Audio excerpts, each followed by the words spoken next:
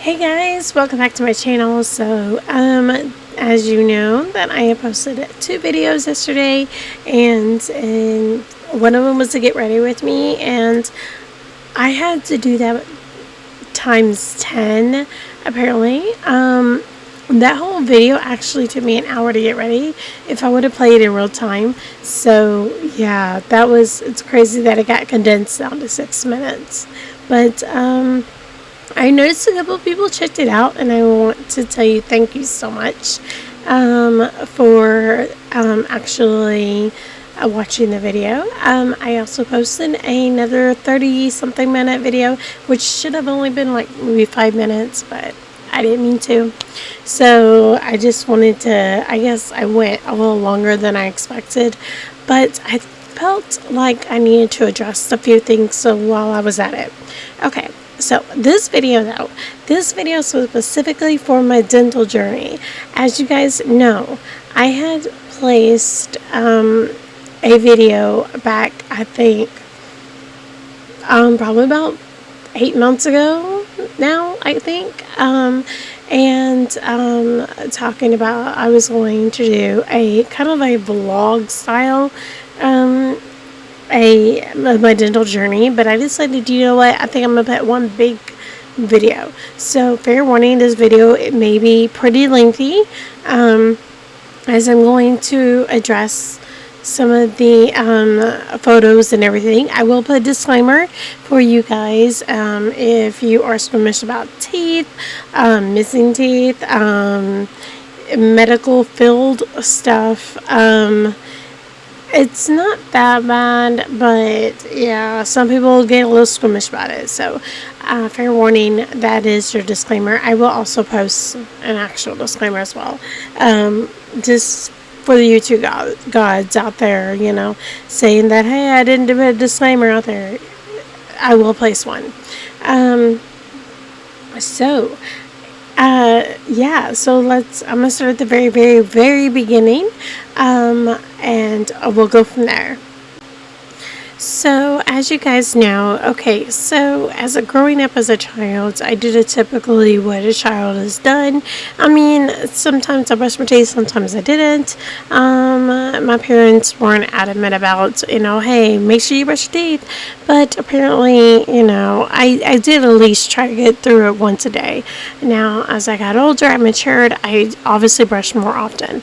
I did. I wore braces. I never had, and I had my wisdom teeth taken out when I was younger, like when I was in my 20s, but then I got pregnant with my child in 2006, and then my teeth went downhill from there. So moving forward, I ended up deciding that over the years, I realized that extractions were a lot cheaper than getting crowns and fillings and everything, and not having dental insurance didn't help. So, and I was the type of person, I didn't want to go around calling up dentists and be like, hey, how much does this cost? How much does that cost? Because every single time I did, they wanted me to come in, and it would cost money to come in and actually sit down and talk. And then it's that kind of awkwardness when you don't have any money and you don't want to waste the dentist's time and sitting in a chair and taking up the time. So I ended up basically never really going to the dentist, and I never really got any cleanings as I got older through my 20s and 30s, and then I concentrated more on my child, and I made sure that, hey, she at least went to the dentist, she at least got her cleanings done, thankfully through my husband's insurance, at work and stuff, and adding me to the policy would have cost us way more, so I just want to just keep her on there, and then we'll be good. I'll figure things out. Well, apparently my way of figuring things out was getting my teeth extracted. I had my back molars extracted, and I would try to tell him, say, hey, I know you want to save my teeth, I know, but at the same time, I don't have the $2,000-$3,000 for one tooth when I have 4 or 5 teeth that you're going to have to do. I don't have that money sitting around and to spend. And my credit history was not the greatest. I mean, it was okay. I was building it up. It was doing okay, but again, it wasn't the greatest. So I knew financing would have been out of the question. And I really didn't want to put another burden, another debt that we had to pay for. So I didn't get any loans or anything like that either. So I ended up basically managing it on my own through, I use clove oil, which kind of helps numb. It's kind of almost the same stuff that the dentist use to numb you up before you do any procedures, but it's not like that industrial strength, but it's enough to kind of help numb the pain a little bit, as well as also I took Aleve a lot of the time. I took more than I should be taking, and I got to the point Aleve always made me drowsy, and I wasn't functioning, and I got to a point where it was a hit and miss on any foods I had to eat or things I drank. I mean, it was getting in the way of my life, but I knew I was going to eventually have to deal with this, but I didn't know exactly when I was going to be able to do it. So as my daughter grew and she got her braces and then she got them taken off, and then I kept up with her cleanings, everything was good with that. But then I thought, you know what? I'm just going to get her grown. I'm going to wait until she's, because at that time she was like in middle school. So I thought, well, you know what? If I can last the next several years, a couple years, just managing this. And then when she gets on to college or whatever, then I'll be able to afford myself or be able to put that money towards me, and then probably figure things out by then, hopefully. I gave myself a timeline to figure things out, and I just didn't do that. So I ended up going ahead and decided that, okay, well, I think I needed to fix this issue sooner than later. So after, C19 came and gone, my teeth were not getting better. Will see my in the pictures, I have one good tooth in the very front, and that is a root canal and crown. So that's why it looks decent. But then there's a tooth right next to it, which is my other front tooth, and that's the tooth that I always kind of point out in my past videos. I pointed out my smile and stuff, and I was starting to get self-conscious about it, and that tooth had an actual filling done, and the filling actually fell out after a couple years. I mean, fillings don't last forever, but I mean, it did fall out, and unfortunately, so that's the state of my mouth, and then it just got worse over the years. So the photos that you're looking at are actually of my mouth prior of me going to the dentist. Now, so here's the story. Okay, so now that you have seen those photos, and those are the photos that I had done prior, I just wanted to let you guys know that, I ended up wanting to let you guys know beforehand that this is a disclaimer. This is a basic disclaimer, but it doesn't cover exactly what I'm trying to portray. Okay, so first of all, I am going to mention the place that I went to get my teeth done. I'm not going to mention doctors' names, but our physicians' names, or the hospital that I went to, but I will mention the dentist that I went to, the one who I believe has done me wrong. But other than that, I just want to let you guys know that your experience, if you do go to this dentist, which is an AKA franchise, which I found out later on, that it is going to be on my experience. And if you had a great experience with them, that's good for you, but this is my experience.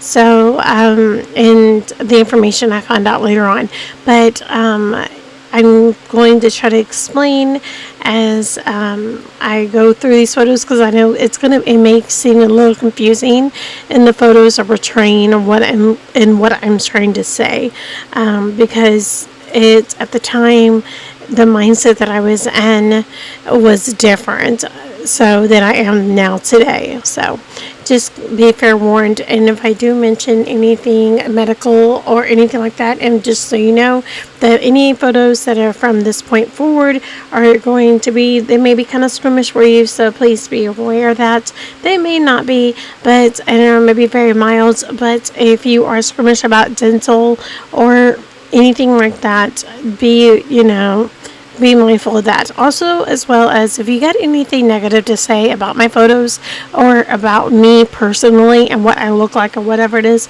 you have freedom of speech. But please note that I am not going to stop the actions of anybody who wants to stick up for me. So I mean, it should be adults here. So yeah. Anyways, with that being said, let me get into the story now. So starting at the beginning, okay, now that you know the sort of my history and everything, the what brought me to talk about this was that I have had this pain for years, and it's off and on for many years now, and I have been fighting it for over decades, and it got to the point where I was like, enough was enough. But I really was not prepared for things to go down the way it happened. Okay, so it was around the middle of October. I ended up sitting down eating a sub sandwich. Now, the sandwich I was eating was from Jersey Mike's, which was a normal sub sandwich. It's nothing that they did or nothing like that. It's me. Everyone in my family got a sandwich. Everyone was fine. Mine was fine. I got mine usual. Their sandwiches are great. So I was sitting down. It was around 5:30 in the evening time. Imagine it's mid-October. Halloween's coming up. I was fine all day that day. And now we decided we're going to do some sandwiches tonight for dinner and something easy, and everyone was cool with that. And typically, everyone in our family, we have about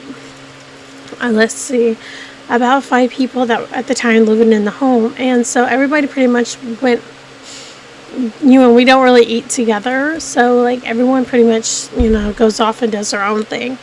And my daughter and I were sitting like right here, and we decided we were going to watch, some show or movie or something. I can't remember. I think it was probably a movie because it was October, and I remember we planned to watch like a scary movie like every night leading up to, Halloween. And so we decided, that would be cool.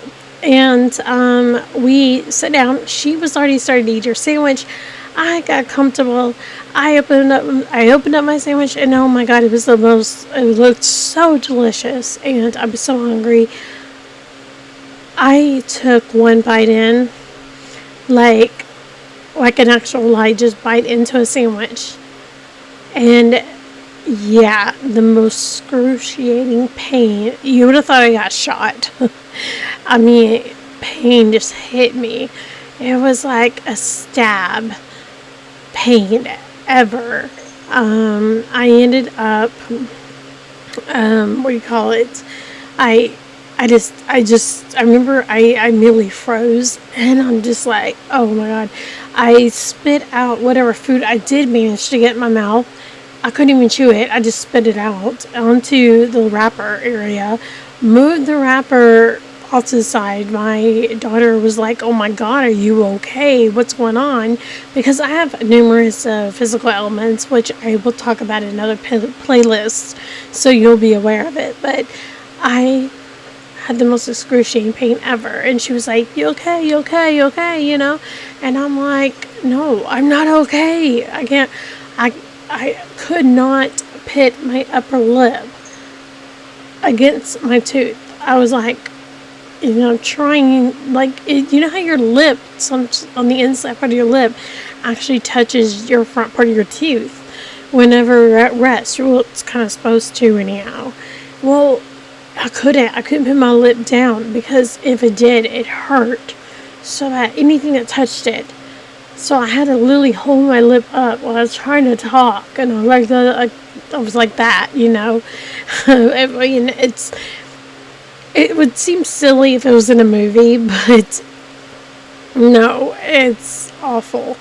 So I ended up going to, I got up and both of us went to the other end of the house to everyone else and to my husband and my mother-in-law and stuff, and explain them, say, hey, trying to explain what happened.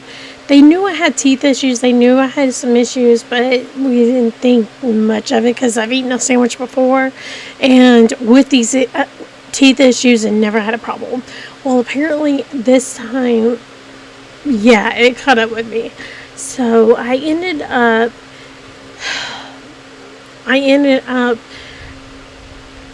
biting the dust on this one. I tried to explain what I did. They were like, is it the sandwich? No, it wasn't the sandwich, because almost everything on my sandwich was soft. It was mostly bread, tomato. I mean, the only crunchy thing on there was probably a cucumber, but I don't even think I got to the cucumber part. I mean, because typically they put those more in the middle section.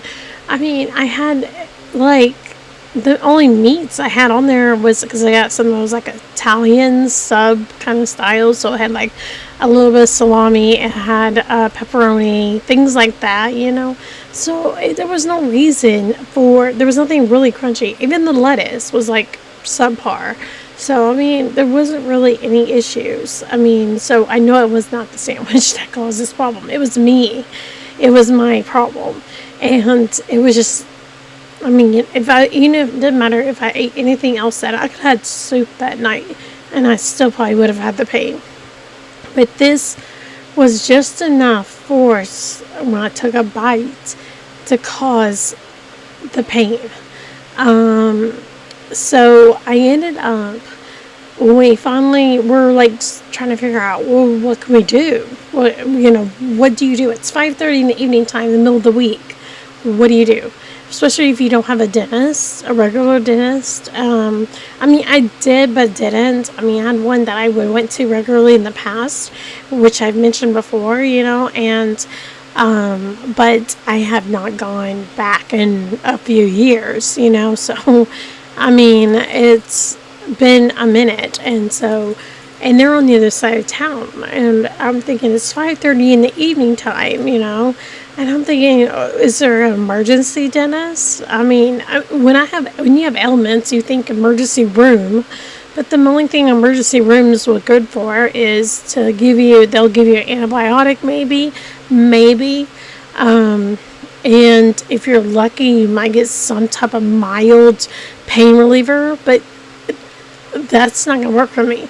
You understand, I have been living off of the highest over-the-counter pain relievers for years. I've been living off of them. I have been living off of clove oil, which typically numbs, but I didn't even think to grab that. I was just like, no, I need a dentist. I need a professional now.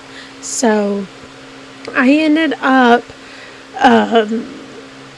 grabbing my phone, and my mother-in-law and my husband were all like on our phones, like trying to Google, nearest, dental emergency something, I mean, even we didn't care how much it cost. So we didn't care how much it cost at all. We were just trying to get to a dentist. We will figure out the bill later. I just wanted the pain to stop. So we went to one dentist my husband went to before, and it was down the street, and supposedly they were supposed to have an emergency, number you can call, and a dentist will be there, but when we called, no one answered, and when we just went in the car, because there were only like 2-3 minutes on the road. We went there, pulled into the parking lot, and they're closed. Okay, so what about emergency? I mean, what do you do? I mean, you're closed. I mean, why do you say you accept emergencies when you're closed? So, and then so I was like, okay, so what are we gonna do now? So I was like, I'm not going back home. I'm already in the car. It's next dentist on Google, and the next and nearest one was Aspen. And Aspen Dental Care, and I was like, "Oh, let's just go there." And it's in an area that is known for our area where we live in. Um, it's in an area where it seems to be, a lot of retail, a lot of, um, restaurants and stuff like that. So I mean, it's a lively area. So I'm thinking, obviously they're going to be good. They're paying high rent for where they're located at, if they're for the office, where it's located at. So I'm thinking, they've got to help. And I looked on their site, and they had like an online form, and I thought, okay, I can fill out this form online while we're driving over there, so I don't have to wait. So I started filling out the form online and everything, and because they didn't close till 6, and it's like 5:45 at this point.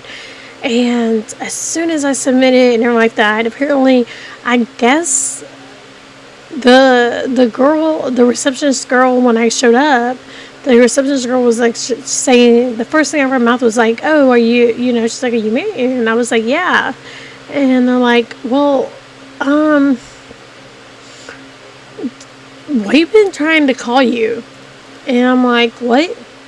"Yeah, we've been trying to call you." And I'm like, "Why?" I was like, they're like, "Oh, to see if you were still coming in. It's emergency. I'm coming in." I mean, so I was in the pain that I was in, and yeah, it had to make sense for me to be seen, and for her to understand and be compassionate that, yes, I'm going to be a little irritated and annoyed because I'm in pain. And so I ended up contacting, the there was another lady behind her, and she looked like she was kind of like getting ready to leave or something. So I thought maybe her shift's over or something. I don't know, but something didn't sit right. But at the same time, I was like, maybe it's just me and my nerves and everything. First of all, I'm not a big fan of dentists. I mean, I'm not. I think out of all of all the medical specialists out there, I think dental is going to be the worst for me. I think there's something about it. I don't know. I can go to the eye doctor, have them poke those drops of my eyeballs in the air, and even though I flinch every time, but I have no problem with it. I can go to a chiropractor. I have all these other specialists I go see, and I mean, I've even done a colonoscopy. Fine. I mean, I can do all these things, and yet, but going to the dentist, no. So, but I was in pain, and I needed help. So I put all that aside, and I told her. She gave me this little tablet. She's like, "I need you to fill this out," and I'm like, "Okay." And I was like, she's like, "Okay, well, you do know that the dentist won't be able to do anything about this tooth." I said, "I just need to at least just get this tooth taken out. I mean, I'd rather be snaggled tooth than be in the pain that I was in." I mean, it was that desperate. I mean, who wants their front missing tooth to be missing? But I mean, at least I wouldn't be in pain, right? So I ended up contacting the receptionist, and I asked her, I said, "Okay, so if I fill these forms out, even though I did it all online, but are there whatever, will I be seen? And she's like, yeah, you'll be seen, but the dentist is not gonna be able to do any procedures. I mean, they don't do those. I said, then what do they do for emergencies? I mean, the most emergencies is just like antibiotics or pain meds. That's it. Any dental place that tells you that they accept emergencies 24/7 or whatever, that's all they're going to do is pain meds and antibiotics. Okay, really? And so I was flabbergasted because my ideals of learning what emergencies is, especially if you think about going to an ER, and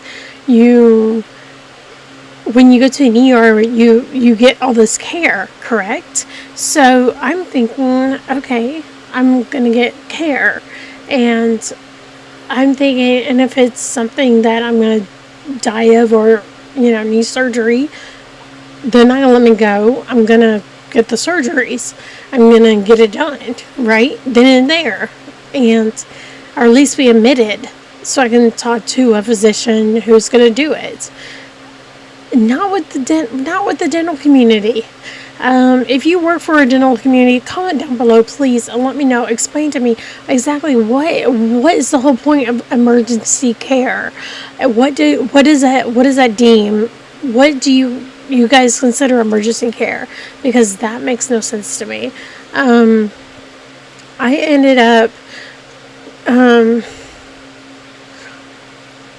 I contacted. I think I saw the dentist and coming around the corner through a backside. There's another special door to come behind the receptionist, but at the time I didn't know it was a dentist, but it was a person in a white coat. So I'm thinking, okay, well, maybe if I just talk to the dentist, maybe they'll make an exception to the rule. I mean, just this one tooth. I mean, put me under local, and then do what you gotta do. Well, they ended up were getting a little annoyed with me, and I'm still in the waiting room at this point, and I'm barely being able to speak because, again, I'm still holding my finger between my tooth and my lip. I'm like, I can't. I'm trying not to touch my tooth, nothing to touch my tooth, and I can't talk that way. I am literally like this, I'm trying to talk, and it's like the receptionist was pretty rude, but I was so annoyed. And finally, another I think an MA or something was asking her, hey, is she still going to be seen? Is she going to still be seen? And I'm like, okay. And I'm like, I don't want to waste time if you're not going to do anything about it. I'm not going to go through the effort and energy of going through the anxiety of seeing a dentist if the dentist is not going to help me. I mean, pain, I was like, y'all don't understand. Pain meds and antibiotics is not going to help me right now. I need care. I need something, an actual physically something done on my tooth, and they were like, well, we close at 6, so there's night, and I'm like, well, what's the 24/7 thing, and they said, yeah, that's all we do is just call, just a number you call, and they get a hold of the dentist calls into the pharmacy, and they give you meds, and I'm like, what kind of, that seems so shady. I mean, maybe it's just me. Maybe I'm not trying to be entitled over here, but I mean, are you kidding me? So I'm like, okay, so that's an that's emergency. So I ended up contacting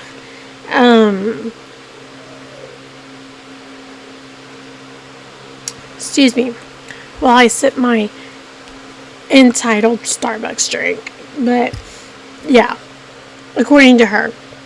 So I ended up uh, telling them that if I don't see a dentist, then what's the point of me being there? If the dentist is not going to do anything. They said, well, we can at least put you on a schedule. Oh, well, when's the next, available appointment? Oh, you can come in, maybe tomorrow or something. But then, I haven't eaten dinner yet. I'm starving, but at the same time, my pain is over, the adrenaline is more than the hunger. But I'm like, I can't eat. Y'all think I'm gonna be able to sleep? I mean, and then you said you could see me tomorrow. What more can you do tomorrow that you can't do now? So, I understand time is money, but that's fine. Bill me a little extra because you stayed a little later to deal with my issue because it is emergency. And most places, if you're calling for emergency issues, they're gonna usually the bill's gonna be a little higher, or there's gonna be a fee. And so, I mean, you might as well go ahead and add that to it. I mean, I'm already here. But, I mean, technically, you're not even closed yet. So, and you take walk-ins. So, why couldn't you see me and do what you can do? And finally, after going back and forth with them, they finally decided, hey, you know what? That's fine. I said, I told them, I said, that's fine. I'll get seen. I'll just talk to the dentist. I'm done talking to the receptionist. I was done talking with anybody else. I was like, I'll just be seen. I'm the only one sitting there. I'm the only one in the waiting room at this point. So I'm thinking, apparently they're very busy. So I signed the forms for no reason, but I signed a form considering they're not going to do no care on me. So they're not doing nothing for me. So I don't understand why there's a forms I needed to sign. But I signed these forms and they called me back. Now I told them. And I told there's this guy. He was like a really tall guy. And he acted like he can care less. Like he looked like an overgrown high schooler. I mean, he of course I'm short, so anybody that's over 5'8", 5'9" is tall to me. I mean, yeah, so I ended up following him back. He is going to do the x-rays. Okay, so again, if all you're going to do is give me antibiotics or painkillers, why do x-rays? But okay, we're going to do the x-rays. So I'm guessing in my head, I'm thinking they're just doing this so they can bill me for something. So I tell him, and they do the x-rays where a place is supposed to be considered high tech, and their advertisements are, oh, we get the highest level of equipment and so forth and care. Yeah, okay, sure. Why are you using the old school, metal? It looks like a metal rod with a circle on the end of it. And he wanted to place that on my mouth and wanted me to bite and hold it. This is a person, me, coming in, my lip, which is soft, cannot touch my tooth because of pain. But you want me to bite on metal so you can take an x-ray. Makes no sense. So I ended up deciding to do that. So I told him, I can't do it. You're going to have to hold it for me and have somebody else push the button because I cannot bite. I have no teeth. And not only that, I had no back teeth. As y'all saw in the previous pictures, I have no molars. I have no back teeth. So I can't bite. Y'all can get the x-rays as you want, but there's nothing happening. There's no biting happening. But after some pain, and especially some that they want to get behind the tooth, so that goes underneath your tongue, and it was like, it felt like it was cutting into my tongue, like the little line thing. I don't know what it's called. Medical people, I mean, I'm sorry, I am butchering these descriptions, but it's you think I'd done my research on this on the mouth parts, but it's a line that kind of goes underneath your tongue. I guess some babies are born where it kind of connects with your tongue, connects like that, and it's it's called tongue tied or something like that or whatever.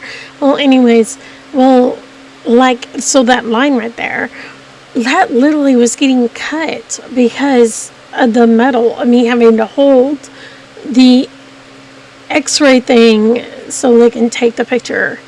It was awful. Just the x-rays. That's supposed to be the easy part, is x-rays. Yeah. So after, and not only that, during that time when he was doing it, he was having a conversation with this other medical tech who was just kind of walking around, not really doing anything. And I guess they were just talking about nothing in general. Like, I felt like I was being invisible. But I was like, fine, just sit down so I can talk to the actual dentist. The person who's supposed to be working on my mouth. So I end up finally talking to, well, no, they end up getting me back into a room. And I sit in the room, and my daughter's with me because she was not going to leave outside.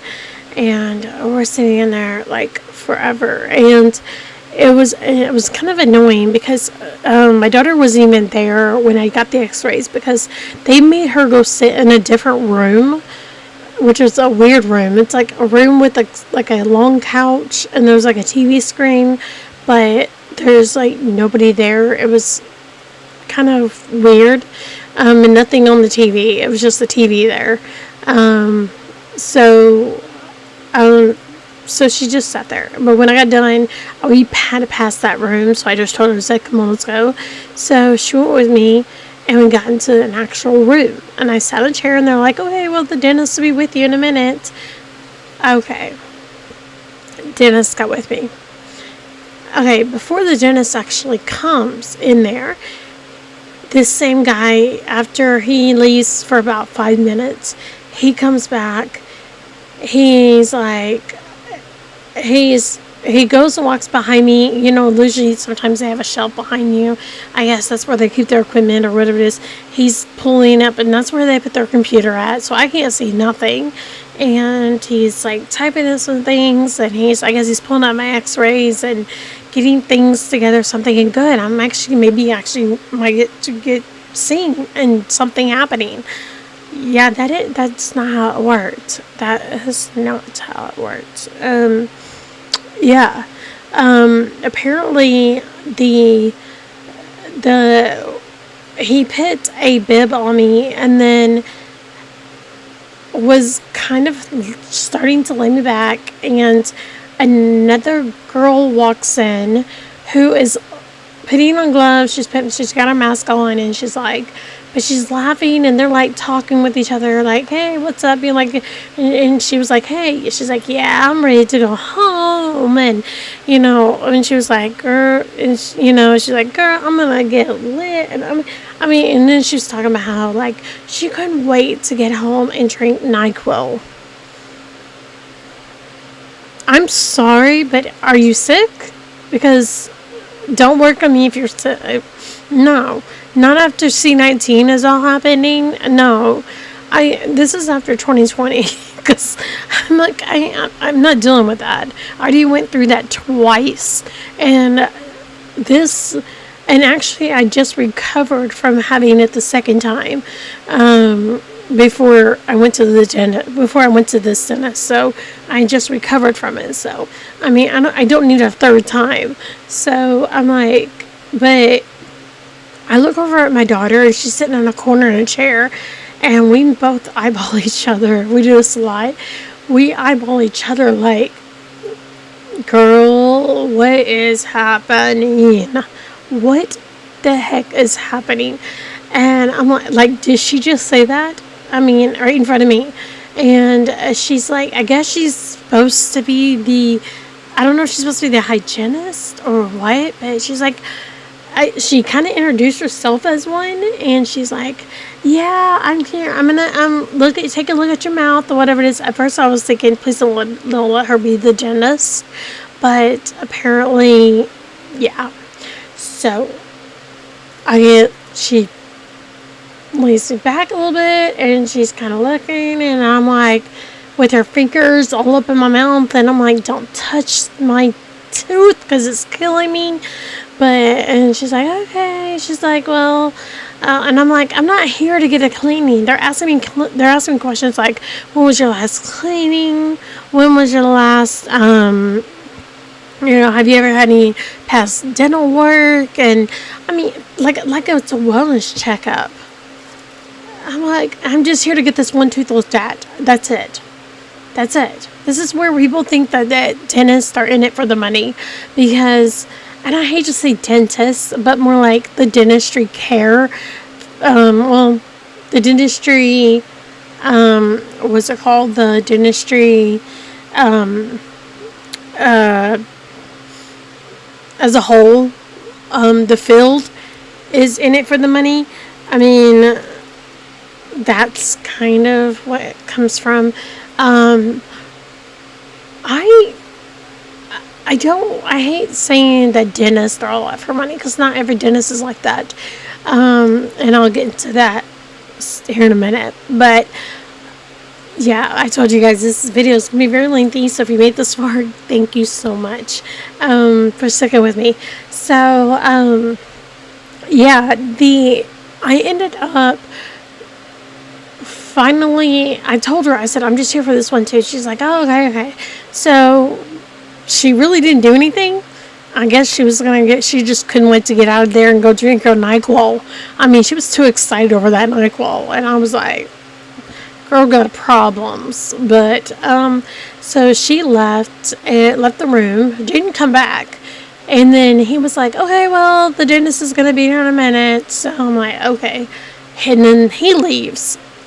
Meanwhile, I'm sitting there for a good 10 minutes, and I swear the actual dentist walked past my room, because the door is open, walked past the room at least 3 times before actually coming in. And I'm thinking, there's no other patient here. So I'm like, I don't know what's going on here. So finally, she actually comes in. This dentist, it's a female, and she comes in, and she's like, oh, and she looks over at my x-rays and everything, and she's like, so what's going on, and everything. And at first, how they talk about everything, trying to be all nice. Here's the selling point. So I ended up going ahead and decided I'll go ahead and, I will hear what she has to say, because I told her about my tooth, that I was here to get it fixed, and that's what I'm here for. I need something stronger than just. I don't need pain meds. I don't need antibiotics. I need some actual work done, and it had to be done that day. I mean, I didn't care if it took her a couple hours. I mean, we were willing to pay. We just needed it done, So, because I was not going home until I gotten some relief. And I'm not talking about just pain med relief,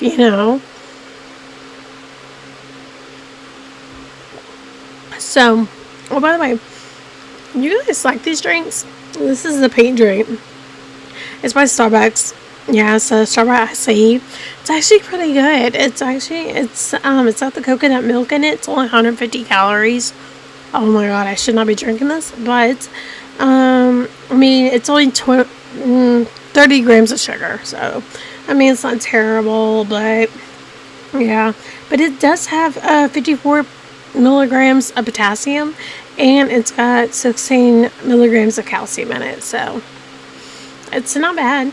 And it's got less than 5 milligrams of caffeine in it per serving. And one whole bottle, which is 14 ounces, is a serving. So, I mean, it works.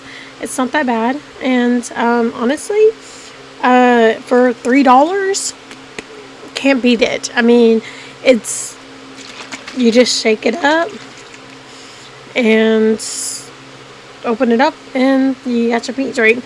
If you want to be bougie, you can get the Starbucks cups or go into a Starbucks, or if you're at Target and you go or a Kroger or something like that and you ask them for a cup of ice with a little bit of ice and you have one of these with you, just pour it in there. Didn't cost you $3 versus a venti, which is only a couple more ounces. It's like $5-6, if not more. These are $3. Buy you a couple of these, stash them at home in the fridge. You don't have to, and you're at home. You don't have to get out and go to Starbucks and stay in that 3-hour long line. There you go. By the way, this was not a promotional thing. I just wanted to let you guys know. Okay, so back to my story. Okay, so yeah. Anyways, the whole thing was that I was telling her about was that I needed to be helped now. She looked over my x-rays. She goes, you don't have any infections or anything. So, I mean, and I'm not seeing anything. So, I mean, I can call in some pain meds, but I can't do anything today. Okay, so so they were telling me the truth. That's all you can do. And all you can do is just pain meds. That's it. Great. So I was livid. I ended up, she goes, well, I can tell you what you really absolutely need. What you really need to do is, based off of I'm looking at all your other teeth, not just the one that has the issues, the obvious issue, but looking at all your other teeth, you need like a lot of root canals and crowns and fillings, and you need all this work, like on almost every single tooth. And I'm like, well, tell me something I don't know. And I'm also thinking, of course I do. Of course I need all this stuff and all this care, because why not we just add up to it? Let's just go cha-ching, you know? So, but I actually did kind of believe her, because I knew I had other issues also going on in my mouth, but they weren't causing me pain at that moment in time. It was just that one front tooth that was causing me pain. So, but I knew I had other issues too, as well, and other teeth. So, I kind of did believe her on that one. So, but she was like, by the time you add up the cost of all that, I mean, it's gonna be pretty expensive, and it's not gonna last. So your best bet is just to get them all extracted. That would terrify me, hearing that. But at the same time, it also was a sigh of relief, because I kind of was tired of having painful teeth, and I was like, just pull them all out. I was already kind of at that point mentally, but at the same time, I was already also, I wasn't ready to actually hear it from a professional, or what I was thinking a professional. So I was like, okay, so what do I do now? So she was like, well, right now we can cut you in some pain meds, but that's all we can do. And then we can, if you want to, get them extracted, I'll have you talk to the financial coordinator, and so you can work something out, just go for it. Okay. All right. Cool. I'll sit and talk to a financial coordinator. I'm thinking, you hear those words, you're thinking, how much is this going to cost? And not just that, but you're thinking you were already willing to pay anything and everything when you walked in those doors with the pain. And I think they took advantage of that. I think that's what they did. So I decided, well, fine, that's okay. I'll do that. I will go. So I went. She took me back to the room, the weird room with the long couch and the TV with nothing on it. With my daughter and we sat down, and then I told my daughter, I said, hey, you need to go get your grandmother, because she at the time had she had some of the credit cards and stuff like that, and I'm thinking, this is going to cost us money, we're going to have to work something out here.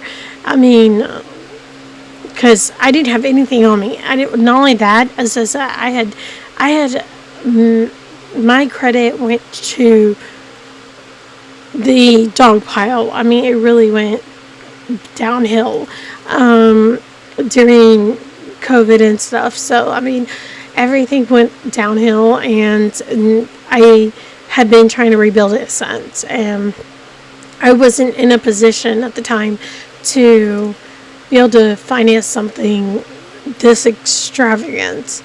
So I was like, I told her, I was like, hey, go get her, because she has, maybe some credit cards or something, or maybe I can work a deal with her and we could work something out, whatever. And not only that, but my mother was having some health issues, and she had some of her financials with her. So, I mean, we got her on the phone, and we got permission from her to use a card or something like that, So every now and then when we needed it, so everything was fine with that. Like I said, it's a complicated situation, but I ended up. Okay, so once my daughter went to go get her, and then we came back to the room, this bubbly girl came in who obviously, she looked really young. She looked like she was just fresh out of high school as well. Walked in, and she was like, hey, come on back to my office, let's come out and sit down. And I was thinking, it's the end of the day. Everybody else was ready to get out of there. Like, they had attitude with me, but this girl was like the most bubbly thing. But then maybe this is what her marketing tactic is to be nice and bubbly and be that salesperson. So I went and sat in the office, and all three of us did, and we sat there and we're just like, okay, all right. So they're like, okay, so the doctor's recommending full extraction, upper and lower, and or at least the upper, and then maybe at least a partial on the bottom or something like that. And so it's gonna be like almost, I think it came up to like 14,000 or something like that. It was like a lot. I was like, what? I'm like, what? I think I had a stroke. Just thinking about that. I'm over here thinking, okay, $1,500 for a root canal and crown is expensive, but you're over here like just throwing numbers like it's nothing. And she's like, well, we have financing options, and we can just break it down, and we can do this and that in stages, and and we're all like, okay, I think my daughter had a stroke as well. She was just sitting back like, oh my God, this is crazy. And I'm over like, I'm just gonna be quiet and take my head low, and felt bad and felt awful that I'm putting my in-laws and my mother and everybody else in this position because of my teeth, and it's my problem and my fault. And even though my daughter kept telling me, Mom, it's not your fault, you're in a position, it's a medical thing, but you feel like it's your fault. Mentally and emotionally, you kind of feel like you're the burden, and you're just kind of like, great. Nice. So, what am I going to do now? So, my mother-in-law got on the phone with my mother and explained the situation. Got her on speaker, and the lady was like, "Hey, she talked to my mom like on the phone, and she was like, "Hey, what can we do? I'm I could give you all the information you need over the phone, but, I mean, can we finance this? How much will it be a month? And so forth." So we signed it all up and everything. We went through, I think my mom signed it with Care Credit, and they got that together. And she was like, "Yeah, well," and I told them, I said, "Can we just not do the bottoms and just do the tops only? Because that's where my main issue was at with that top tooth. Can we just do the tops?" And so they're like, "Yeah, sure." So extractions plus the immediates and the actual denture and everything, it's going to be like, it came to like 9 or 10,000 or something like that. And I was just like, oh my god. So I mean, it's a car payment every month. I mean, I was just flabbergasted about this whole thing. We got it done. We got it financed. And, I mean, it seemed okay at the time. And I was like, okay, good. All right. We got it done. Now let's see if what, the scheduling goes. I would have to wait about a week or 2 weeks until I could get it done. So that means I'm just going to be in pain for 2 weeks. I still can eat. I could not do. At this point, it's after 6. It's like almost 7 o'clock now. I mean, they should have been out of there like 2 hours ago or an hour ago or whatever. But this girl was like, in no big hurry. She was giggly and laughing and like, this is no big deal. We're going to handle this. Everything's fine, It's like, okay, you believe it. You believe it. It's a facade. This girl has got this down. It's a huge facade. And I felt swindled in a way, so, but at that moment in time, my mindset at the time, I was more like, this is just her personality. She's just trying to be nice, trying to make light of things, trying to make me feel a little bit better, because I was already feeling awful, and I think, so maybe that's what she was doing. So I thought, okay, that's fine, so we got it done. Now, I asked the doctor, the dentist, when I saw her in the hallway, and I said, "Are you sure there's no infections or anything like that?" Because y'all seen the pictures in my teeth prior going in. You see the black and all that stuff. I'm like, "Are you sure there's no infections or anything?" I mean, obviously the black is like, it's a cavity, but I mean, I'm thinking, are you sure? Because sometimes infections can cause pain too. And then she was like, no, you have no infections. There's no infections at all. You're fine as far as that goes.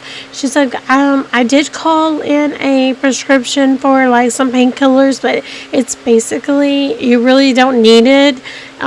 Just take some, alternate between like an ibuprofen and a Tylenol at home, and that's it until your doctor visit. And I'm like, to your next visit, basically. And I'm like, okay, they didn't understand the concept of, I took naproxen, aka Aleve, a muscle relaxer, which is stronger than Tylenol and ibuprofen. And I took that and basically lived off of it for years. You think telling me to just take some Tylenol and some ibuprofen and for the next, every day for the next couple of weeks, I'd be fine and I can manage it? No, it didn't. There's no way that's gonna work. But I was reassured that everything was gonna be handled. And I said, well, why is it that I have to wait 2 weeks for my next appointment when the girl at the front desk told me that I can come in the next day?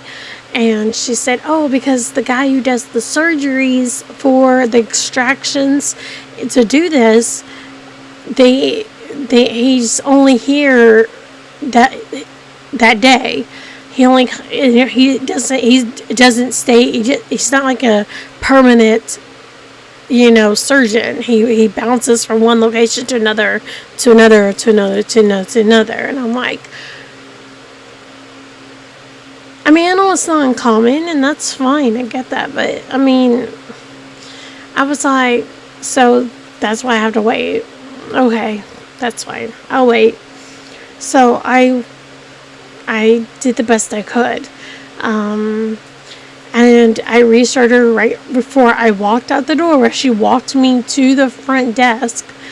I asked her one more time. I said, are you sure I don't need any antibiotics? And she's like, no, there's no infections. You don't have any swelling. You don't have any of that. You're fine as far as that goes. And I was like, okay. So I trusted it. I trusted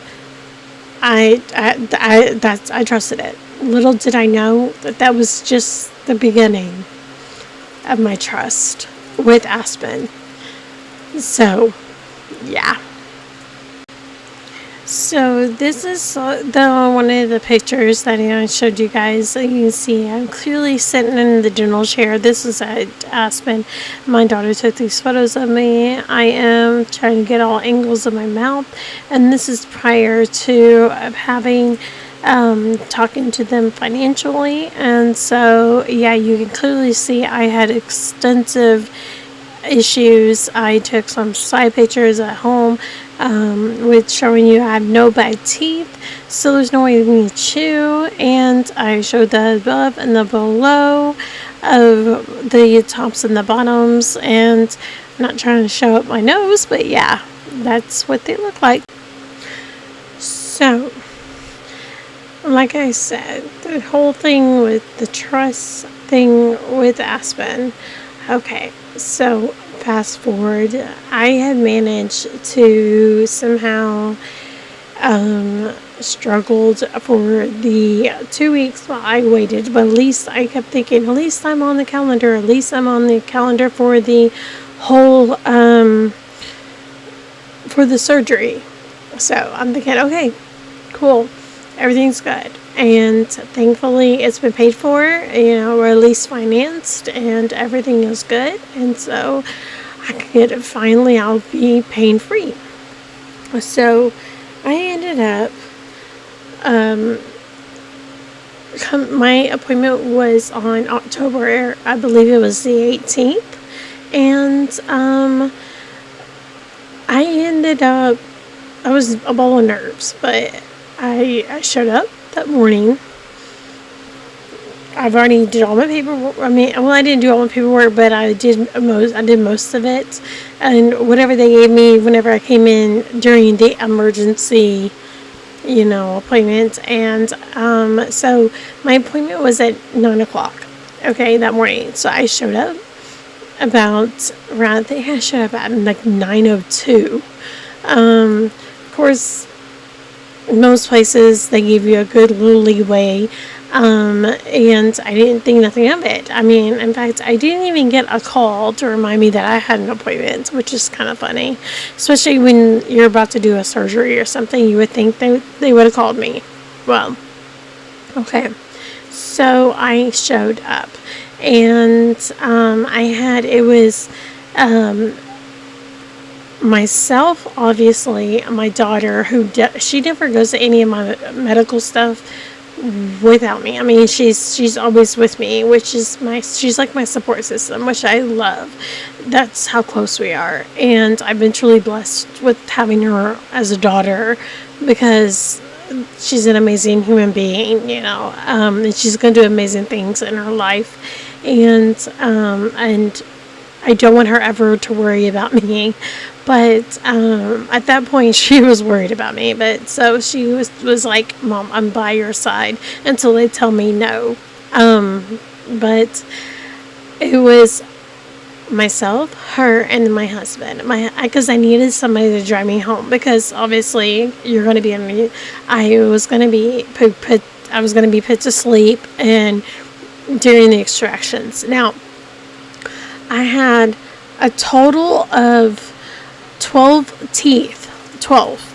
Okay, compared to most people, some people actually get a lot more than that taken out at one time. But for me, that was a lot. So, but I did it, and I figured, well, since I'm asleep, I'll be fine. It'll get all taken care of. I won't even remember what happened. And I will just be, the hard part will be with, the rest part of it is just healing. Okay?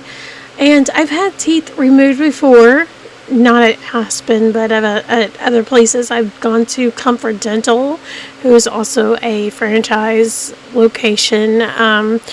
They are okay, but they kind of remind me, now that I think about it, like Aspen. But it was not as pushy as Aspen. But I've never had a problem with them as far as aftercare or not like that. I have had extractions done by another dentist who I would consider my regular dentist, even before all this happened, but I don't know why I didn't even think about them during my emergency. But again, like I said, even if I did, they're a little bit further distance from me, so by the time even if I was able to get to them, they probably would have been already closed for the day, so it'd have been like a wasted trip and gas and everything else, so it would have been pointless. So I ended up arriving about at 9:02 in the morning, and I go sign in. There's like one or two people in the waiting room, and I'm thinking, no big deal. It's like any other day. It's in the morning. Everything's good. And the girl at the receptionist, it was the same female who gave me an attitude the time before, hands me this notebook. Well, I call it a notebook, but these thick packet paper that's stapled, and a note, and a clipboard, and a pen, and was like, "Oh, you need to sit down and fill these out before we do anything." I'm like, okay. So I'm sitting down, and of course, like any logical adult would do, like we've all been taught, read before you sign, correct? So especially in procedures like this, because you don't know. And so I'm thinking, okay, I'm not really reading it verbatim, like word for word. I'm like skimming and looking for key terms. I'm like looking over it and thinking, okay, this is the same mumbo jumbo words that I've seen before. Okay, yes, there's risk. Yes, there's this and that. Okay. Initial, sign. But it's like, I think it was a packet. It was a packet. It wasn't like just like 4 or 5 pages, but this was literally a thick packet. And I'm like, so I'm kind of, and it's in like 12, font, little tiny font. I'm like, that's a lot, and it's paragraphs. And I'm reading it, and there's some pages are front and backs, and I'm glancing over it before I'm signing my soul away, apparently. And so I'm reading through it, and I'm thinking, okay, I'm kind of getting through it. I think I'm got to almost the last like page or two, and the girl was like, she kind of looks over at me. I'm probably like maybe 5 feet from her. She looks over her desk and is like, "Are you almost finished?" I'm like, yeah, just a minute. I'm still reading over the paperwork. Oh, okay. Well, they're waiting for you. Okay. and so I'm trying to rush through it, but I'm not gonna be rushed because I want to make sure this is medical. Plus I'm being put to sleep. I've never been put to sleep when it comes to dental work. I've never have really. So I mean, I've had surgeries like in the hospital, but I've not actually been put to sleep when it came to dental work, and so this is extensive. So I want to make sure that I understand what I'm reading.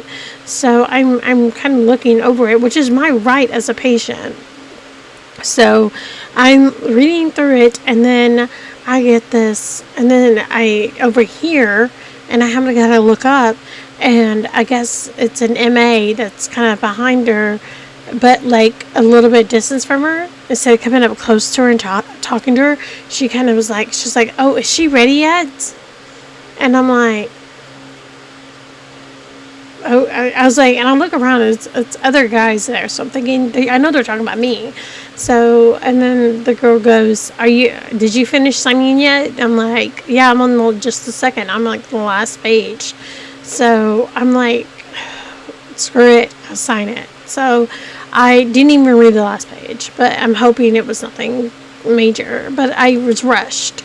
And I'm thinking, if you wanted me to sign this thick of a packet and want me to read it, and as a patient, to be fair, you should have told me to come in 15, 20 minutes, 30 minutes prior to my 9 o'clock appointment and to do this. Or how about this? Do what most doctors do nowadays, which they usually send it to you in an email or something like that, or a text with the link, and you click on it, and you could do it at home the night before, so they already have everything. Plus it's digitalized and it can get lost. Again, state of the art, yet you're still using paper. But anyways, so I finish, and by this point it's like 9:15, 9:20. I mean, literally, it took me that long to go through it, and I didn't waste no time. But as soon as I handed that paper, she's already like the MA's already sitting out the door and was like, "All right, you can come on back." Like, I had just barely gave her the paper, and you already come. It's like, so I knew they were waiting on me. So I tell my daughter, I'll be good, everything's fine, just go sit in the car because my husband was sitting in the car. He doesn't do this stuff, so he just literally just sits in the car. So he's sitting in the car, and I told her, I said, go ahead and go sit in the car with, Dad, and, and I guess they'll contact you or come and get you when I'm done. And so I give her, my glasses and everything like that and everything. So I don't really have any valuables on me because I have this weird thing about being put to sleep in an office, and then, who's to say that they're not going to go through your stuff, you know what I mean? I'm not accusing anything, but I just have this weird, I watch too much true crime stuff, and things like that happen. So I just to be safe, I gave her all my stuff, and it was just me. And I think I kept my ID and a medical card, I think, on me, and that was it, just in case something happened. They can it's in my pocket, But that was all I had. And so I ended up getting called. I get called back. Immediately, they lead me all the way back down to Songhoi, and I go into a room that's in the very back, and it's a really tiny room, and there's a chair, so I sit in the chair, and I see where they had like the IV thing and stuff, and I assume it's like, before I sit down, the girl was like, "Oh, do you have any questions?" And I'm like, "Yeah, I have a couple questions. I know I did some of my research during the last 2 weeks while waiting at home because I knew I was going to get this done. I prepared myself. I joined the Facebook groups of people with that are going to have that were dentures and all this stuff or whatever. And I wanted to, educate myself. And I asked her, I said, okay, so that just so I'm aware of that." When I leave here today, though, well, I have dentures, or well, how does that work? She's like, you're getting what's called immediates, and then you'll come back in a couple months, and then when you healed up, and then we'll give you your permanents. But it should be pretty much very close to like your immediates. They call them immediates because you immediately put them in. Now there are some dentists who they charge for these immediates, which I did not know this until now, though that, and some people, they can't afford the immediates, so they just go home with nothing, and they just heal and wait till the swelling goes down and stuff, and then they will go back in a couple months and get their permanents. And so, yeah, but so apparently we paid for immediates and the permanents, so yeah. I was not aware of that. I didn't get to pick out any shading or anything like that, and I was told, well, all that stuff you get done when you get your permit, when you get ready to get your permanents, you get to pick all that out. These are just your basic, this is what you're getting. It's like basic, it's more for aesthetics than anything, because you're going to be so sore you're not going to want to chew, so it's more for aesthetics, because some people have the shock of one minute they have teeth, next minute they don't, so putting those in immediately afterwards, it's supposed to help swelling, it's supposed to keep swelling down because it keeps it contained, your gum tissue contained, but it also keeps the whole the mindset to make you feel like you still kind of have teeth, so you kind of psychologically, it's not so shocking. I didn't really think much of it. So I was like, okay, so she was kind of in a way nice, but in another way I was like, okay, well, is there anything I'm going home with? Or I didn't prepare myself for anything to take care of these immediates or anything like that at home yet. And she was like, oh no, you'll have like a little kit, we'll give you something to get started with. And I'm thinking, oh, okay. So she's like, and you'll have aftercare instructions and everything. And I'm like, oh, okay, cool. And so she put them on a bag. It's in a bag that she didn't even open up the bag to show me. She just said she just showed the bag, and I guess there was stuff in it. And she's like, it's gonna be hanging. And she hung it on the doorknob. And then I was like, okay. But then she was kind of like hurrying up, and she was like, okay, well, hurry. And she's like, okay, we'll go ahead and hurry up and sit down, and we'll go ahead and get started. I'm like, okay. So immediately, first thing they did was, okay, blood pressure, took it. I guess it was sort of normal. And then they did an IV. Immediately, IV got started. And then as soon as the IV got started, that was when I noticed the doctor walked in. I've never seen this doctor before. I didn't know his name. I didn't know nothing. He really didn't have a badge on or anything. It was like he walked in. But this dude looked like a basketball player. This dude was huge, like tall. He's like lanky built, but he's tall. Like he's taller than the door frame. I'm like, did he have to bend down to get into the room? But he comes in, and he didn't really smile or like introduce himself or nothing.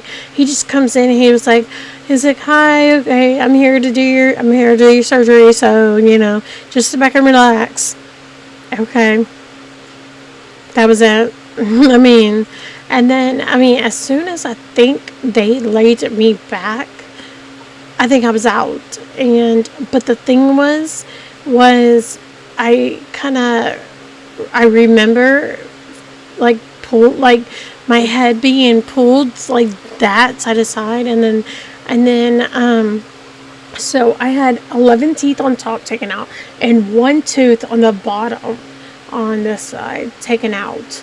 I guess they said that this one was like, it was really bad anyway, so it needed to be taken out. So they said I might as well go ahead and do it when they did these on top. So I'm like, okay, All right, that's fine. So during that, I felt, or my brain was aware of my head going back and forth like that, but I was so knocked out. The logic wasn't there. I just knew I was getting tossed back and forth like that in my head. But then, but when he got to the bottom tooth down here, it was like, I guess I started to wake up, and immediately I gripped the arms of the chair, and I remember scooting up, and I almost opened my eyes up, and I'm like, and because my mouth was open, they had things to keep my mouth open, I immediately was like, like that, and then like they're like, okay, we're done, and I'm thinking, like, they just pulled it out, like they just pulled that tooth out, like I felt that pain of the tooth being taken out, and I'm like, I was like aware of that, and that kind of scared me a little bit, and I was like, and it was like immediately, and they're like, okay, and they're like, all right, they're like, but I was still groggy and then as soon as they pulled that tooth out, I kind of like was like, and I was like, I want to go back to sleep in a way, and then they immediately took the medias. I guess they were sitting on a counter, and immediately, literally, shoved them up. They shoved them on in my mouth, and like I was just in like it wasn't like painful because I was kind of still numb, but at the same time I was like, the force of her putting them in, it felt tight, if that makes sense. Like I didn't feel the pain, but I felt the tightness, and then like they packed a bunch of gauze around under my lip. And now I'm going to post pictures here in a second, and you will see what I looked like, because this is pictures of what I looked like in the car. I mean, it was crazy. So this is a picture of me sitting in the car. My daughter got a Frappuccino for me from Starbucks, and apparently, you can obviously see that this is not normal at all.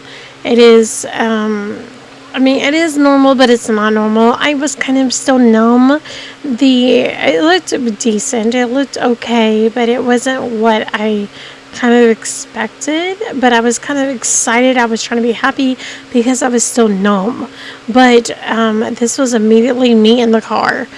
And I'm trying to show different angles. Some of the extra white part you see is the gauze of me biting down on it to hold the denture in place, because there is obviously no adhesive to it. So you can see that, with those photos, that, I was still numb, and, the immediate looked decent. But they, when I said it didn't look normal to me, it didn't seem normal for me personally. Not from a dental perspective, just for me personally. I was really shocked. I forgot to mention, though, that when I finished my surgery, they did not...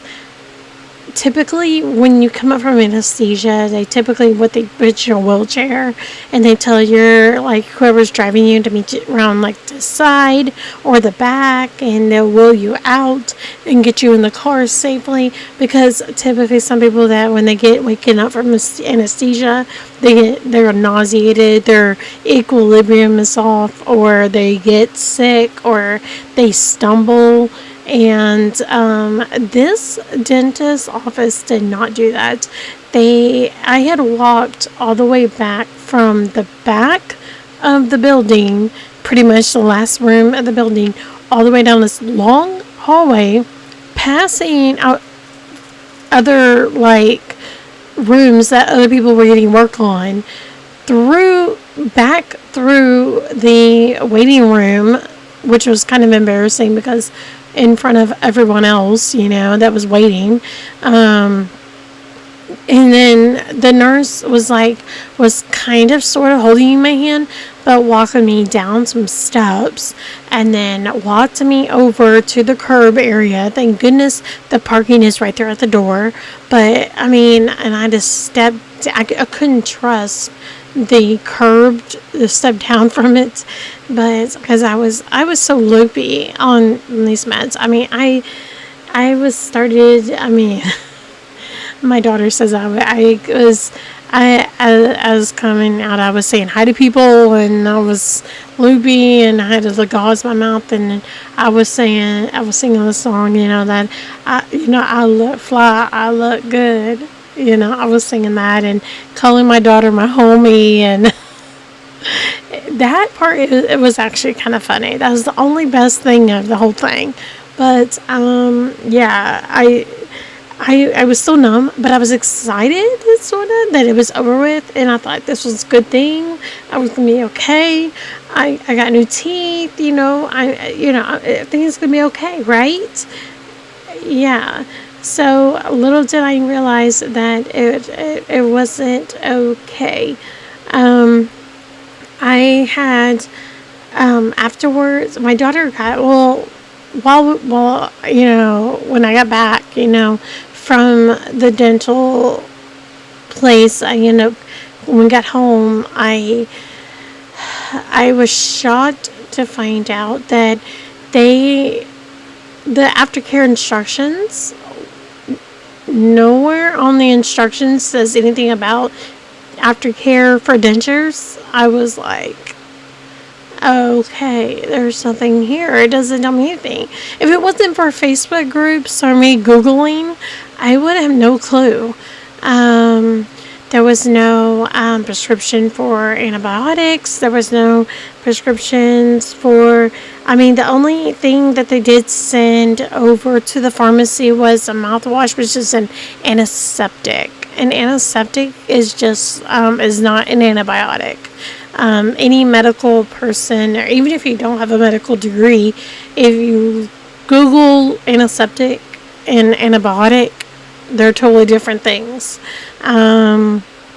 It was just a mouthwash, and which is kind of hard to do when you got a denture and that you're supposed to leave in place for the first 2 days.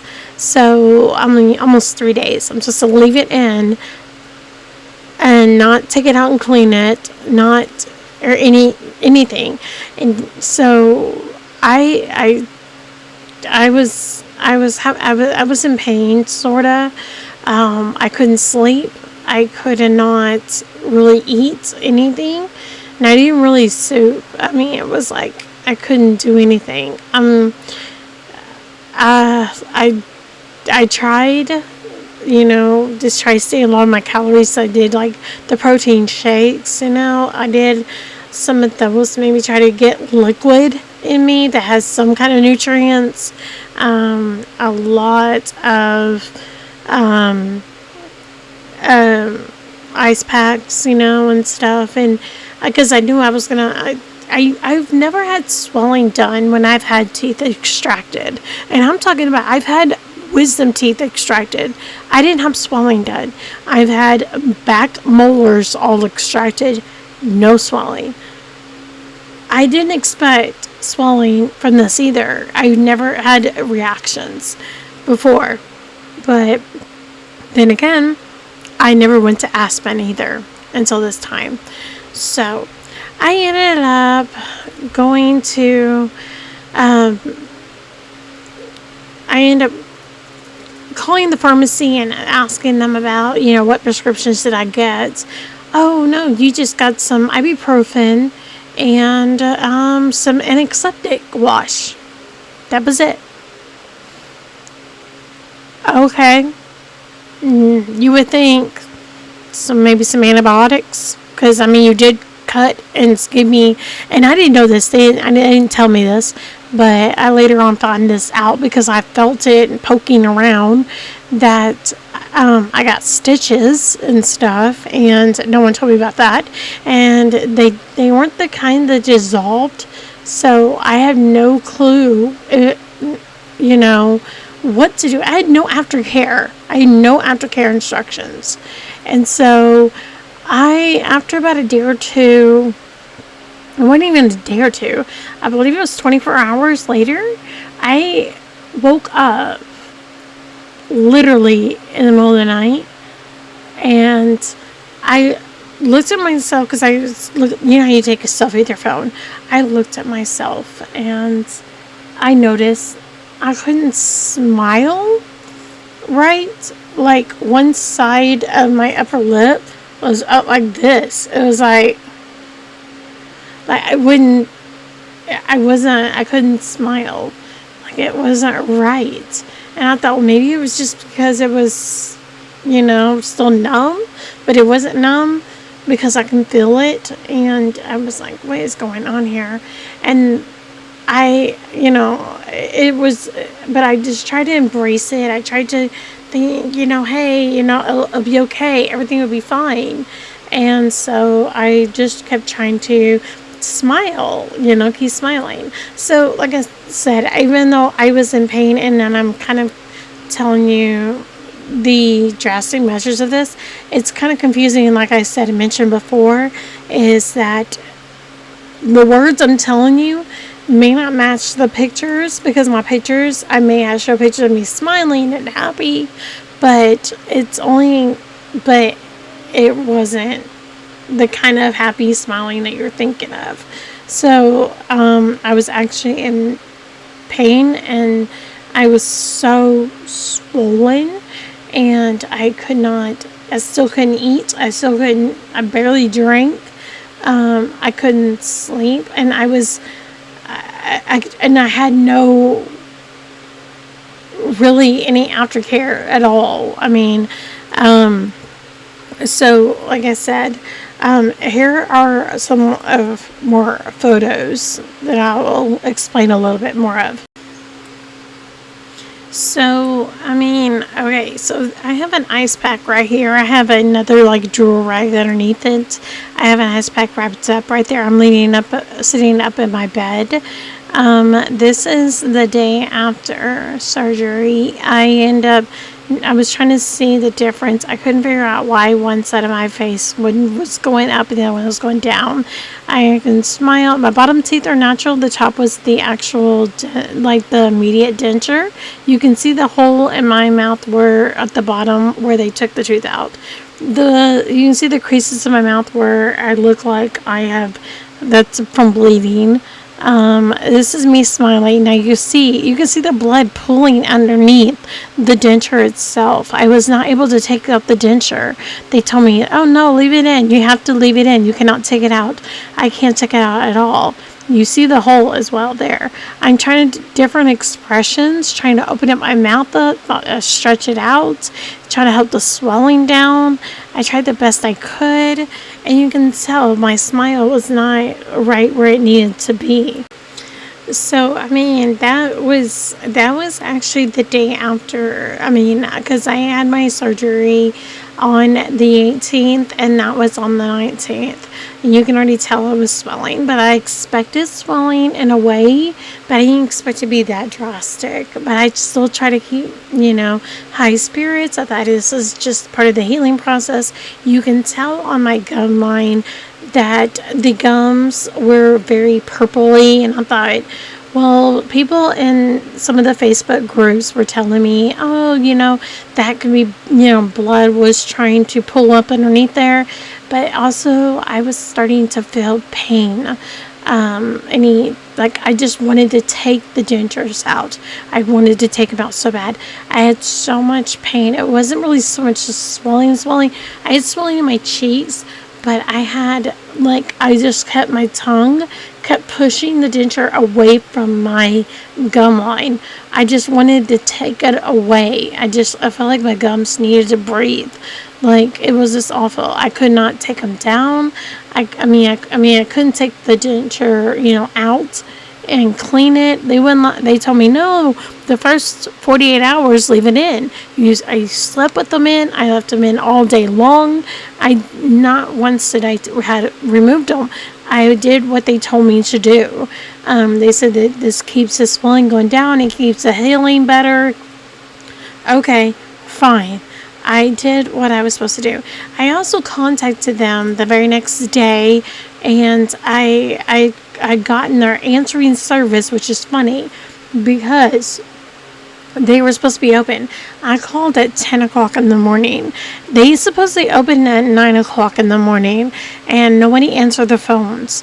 And so when I called at 10 something, some answering service called, and I was thinking, why am I getting an answering service like after hours? Well, the answering service people end up telling me, oh, hey, there's something,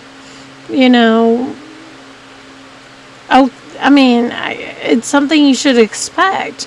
I mean, but I'll have the dentist call you, or whenever they get in, I'll have them contact you and see if you need like some kind of medication or something like that, or if they need you to come in so they can take a look. And I was like, okay, I never got a call.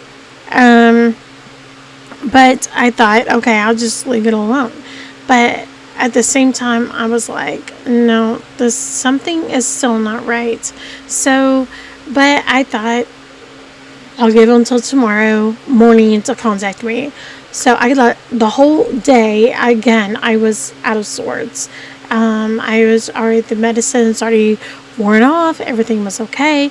And this was what I woken up to at 3 in the morning on the 20th. So as you can see, this was happening the next morning. It was that, I woke up, I was in so much pain. You can see the one side of my face was just completely swollen, like I had been in a fight. I was trying different angles, thought maybe it was just me, but I didn't get any sleep that night. You can see how red my eyes are. I have some bleeding around my mouth. I have been, you can see the puffiness underneath my eyes. I look like I have an allergic reaction. But, this is what I had woken up to. And it was just horrible. I don't understand. I tried smiling. I couldn't smile. Like, it was worse. From the day before, my smile was bigger. This time, I couldn't get the smile up. I couldn't get my lips any higher. My cheeks were so swollen, and I had tried to get it to move, but it just did not want to move. So as you can tell, that was basically what had happened that was on the 20th. Okay, mind you, this is 2 days after the surgery. I still tried my best, thinking, okay, it's still normal. It's normal to have some swelling a few days after, but this seemed like it was not normal swelling, because swelling, if it happened, the next day, I would expect it, but it was getting the opposite. It was like the swelling was getting worse and not getting better. I immediately was using ice packs. I tried everything I can. Again, so I ended up going, so that later on that morning, as soon as daylight broke, I tried to contact again the dentist again. I didn't get, and I still hadn't get a call back from them. I talked to the answering service. It was a different lady who answered the phone, and I told them that. I said, okay, well, we'll have them contact you as soon as possible. Well, I finally get a call, and they did call me. Sorry, they did call me. They called me back, and they told me, they said, well, if you think there's any issues, you can just go ahead and come in and we can take a look. And I was like, I don't know if there's any really issues. I just know there's a lot of swelling, and I don't know if there's anything else I can do. And I don't know if there's an infection, but I have this weird taste in my mouth, and I'm not sure if that's normal or what. And they were like, well, the only thing we can tell you is that you would just have to come in. I'm like, okay, well, if I have to come in, is it going to cost me an office visit? Well, of course it's going to cost me an office visit. I literally was floored, but I was like, okay, well, let me just, talk to my husband and then, see his schedule. And I just basically was petting her off because I was getting to the point where I was like, I shouldn't have to pay to come in to see a dentist, who, especially for an aftercare follow-up thing of a surgical procedure that you guys have done and possibly botched. So I was talking to my husband and he was like, we need you to go to urgent care. Because at that point I also was, I took my temperature because I felt warm a little bit. I had a low grade fever. So I'm thinking, I need some medicine. I need something. So I went to urgent care. I ended up going in and it took them forever to get to me, but it was no big deal. They got me back.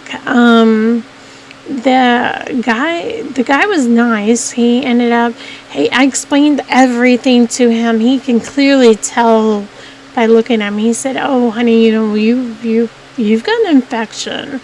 This type of swelling is not right, but just in case." And they were shocked that I never got any antibiotics.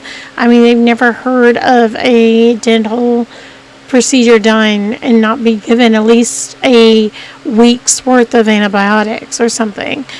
So they end up giving, I think I got 1 or 2 shots on my hip. And then I also got a prescription for some type of antibiotic. It's not amoxicillin, but it was a different kind. And they told me, they're like, go ahead, we'll send that in a prescription for you and just start a course of that and let's see, hopefully it'll be better. And I'm like, so I thanked them. Everything was fine. And of course I got a bill from them later on, but it wasn't that big of a bill. It was fine.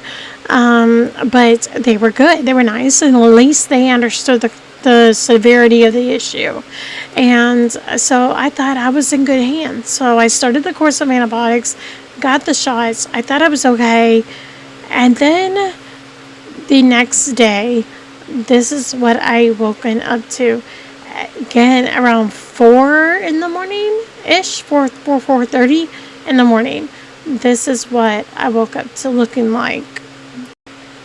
So as you can see here, that I have gotten so swollen. My lips started to look swelling underneath my eye. I mean, it was to the point that actually, this is as wide as my eyes could get. If I would look normal, I couldn't even open my eyes. I started having redness that started to appear underneath my eyeball in that section of my face. My face looked like I got hit by like a softball. And I think I probably had the beauty filter on my phone, but so when I was taking these selfies, it probably made it look not as bad, but actually, you can tell it was really bad. And this is after I've gotten 2 shots and I started a dose of antibiotics, and it was really horrible. I try to attempt to smile in this last other photo, and I still cannot get my mouth open at all. It's really horrible. So, as you can tell, this is now going on. I had the surgery on the 18th. Those pictures were done on the 21st. So, if I had nesurgery, you would think that the swelling, yes, some swelling can go big and then go back down.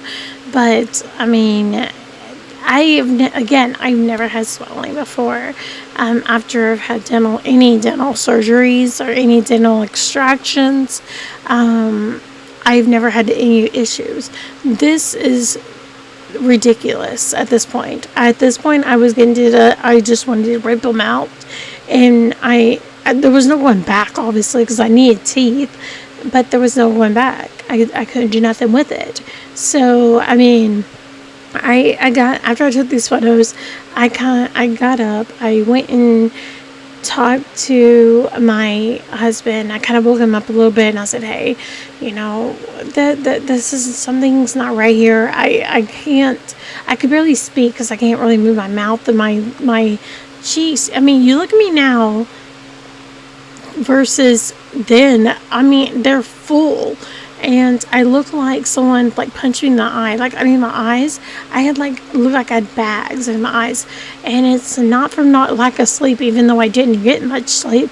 I started to get the redness. And it looked like, and I started posting some of these pictures on some of the Facebook groups, and many of them actually on social media were telling me, hey, you know, this looks like you may have like a cellulitis or something like that on the face, and that's not something to play around with. You might need to go to the ER for that. And I talked to my husband about it, and he said, hey, to be safe, do you feel like going? We can go if you want to go. I mean, you may be there for a couple hours, but I mean, better safe than sorry. And I really was so exhausted. I was like, okay, but I'm not going to the normal inner city ER because I don't want to spend 6, 8, 12, 10 hours, you know, there. So I ended up went to a smaller ER, but it's still good. It's new. So they weren't busy, and it wasn't far. It was like 15-minute drive. So we went, and when they got me there, it was crazy. It was really weird because when you walk in, there was like nobody in the waiting room. It was crazy. When I walked in, the lady at the receptionist desk had a hoodie on. She was kind of slumped over in her chair, kind of like this, you know. But she was asleep. I mean, at the time it was annoying because I was like, this was the emergency room and you're asleep. And you're supposed to be the check-in person. But I guess, I mean, you're getting paid to sleep on the job. But then again, if there's no one to take care of, you're there just to be there collecting hours. I mean, you got an easy job. But I kind of woke her up and she was kind of in shock. She was like, oh, you know, like apologetic. But I mean, looking back, it was actually kind of hilarious. But so they got me back, and they obviously, the doctor was like, I think it's just more of swelling from just the extractions, but you do look like you have some kind of infection going on, but we're not quite sure. But to be safe, if you like, you know, we can do a scan and on your face just to see if there's any fluid built up or anything like that. I said, yes, please do. And, you know, while they were at it, they went ahead and did, you know, blood work. And so, I mean, I guess, I mean, my daughter ended up taking pictures of me in the hospital bed. I guess it's proof that I was actually at the ER. They're not the greatest photos of me, so please don't judge. But I mean, yeah, I was there, and I basically got a drip of antibiotic. And I was a little dehydrated as well because obviously I haven't been able to eat or really drink anything for a couple of days. They did see that I in fact had cellulitis of the face. I was starting to create an infection, which could kill me, by the way. And I mean, I'm glad I listened to social media for once and not to an actual doctor or dentist who says, oh, you're just fine. So, again, I told the doctor about the dentist not giving me any antibiotics, and the doctor was just as shocked. He was like, anytime you do any kind of surgical, which means even if it's just one tooth taken out, you give them at least a 3 to 7 day course of antibiotics, either prior or afterwards of some sort. Unless, even if they're allergic to it, there's other antibiotics that they can take, you know, and so forth. And yeah, so I after the ER visit, I felt a little better. Actually, honestly, it was kind of crazy how fast it kicked in. But as soon as I got in the car, and I was like, I was telling my husband, I said, I know I'm supposed to leave these in, and it's been 2 or 3 days. I'm taking these suckers out, and I'm not. My instincts told me to take them out, and I felt like my gums needed to breathe, and I did that, and I took them out, and needless to say, I couldn't get them back in because as soon as I took them out, my gums just flared up, like they just not flared, but they swelled up, so my immediates did not fit no more because now my gums had rooms to, balloon out, and so now they didn't fit. So there I was when now I don't have any teeth. So I ended up contacting the next morning. I ended up contacting the dentist, and the dentist ended up they were telling me, well, you can come in and we can just look and see if there's any infections. No, I didn't even go. I didn't go back. I didn't go. I just said, you know what? Never mind. I'm not coming in. This is ridiculous. I yelled at them on the phone. I said, this is ridiculous. I have been to the urgent care who claimed I have an infection. I went to the emergency room who claimed I had an infection. I have gone through several IV and shots and pills, because the ER also gave me antibiotics as pills as well before I even left the ER as well. I got an IV and I got an actual prescription. So, of antibiotics. So, and painkillers. So, are you kidding me? And they were actually a different kind. So the only antibiotics I've ever really heard of was amoxicillin. But I was shocked that there was actually a bunch of different other kinds. But, so the ER, when I told them I was on this other prescription, they told me to stop that one and start this new one, and because you don't want to take two different types of antibiotics, because apparently it will cause your body to attack itself or something like that. I don't know, something dumb like that, I guess.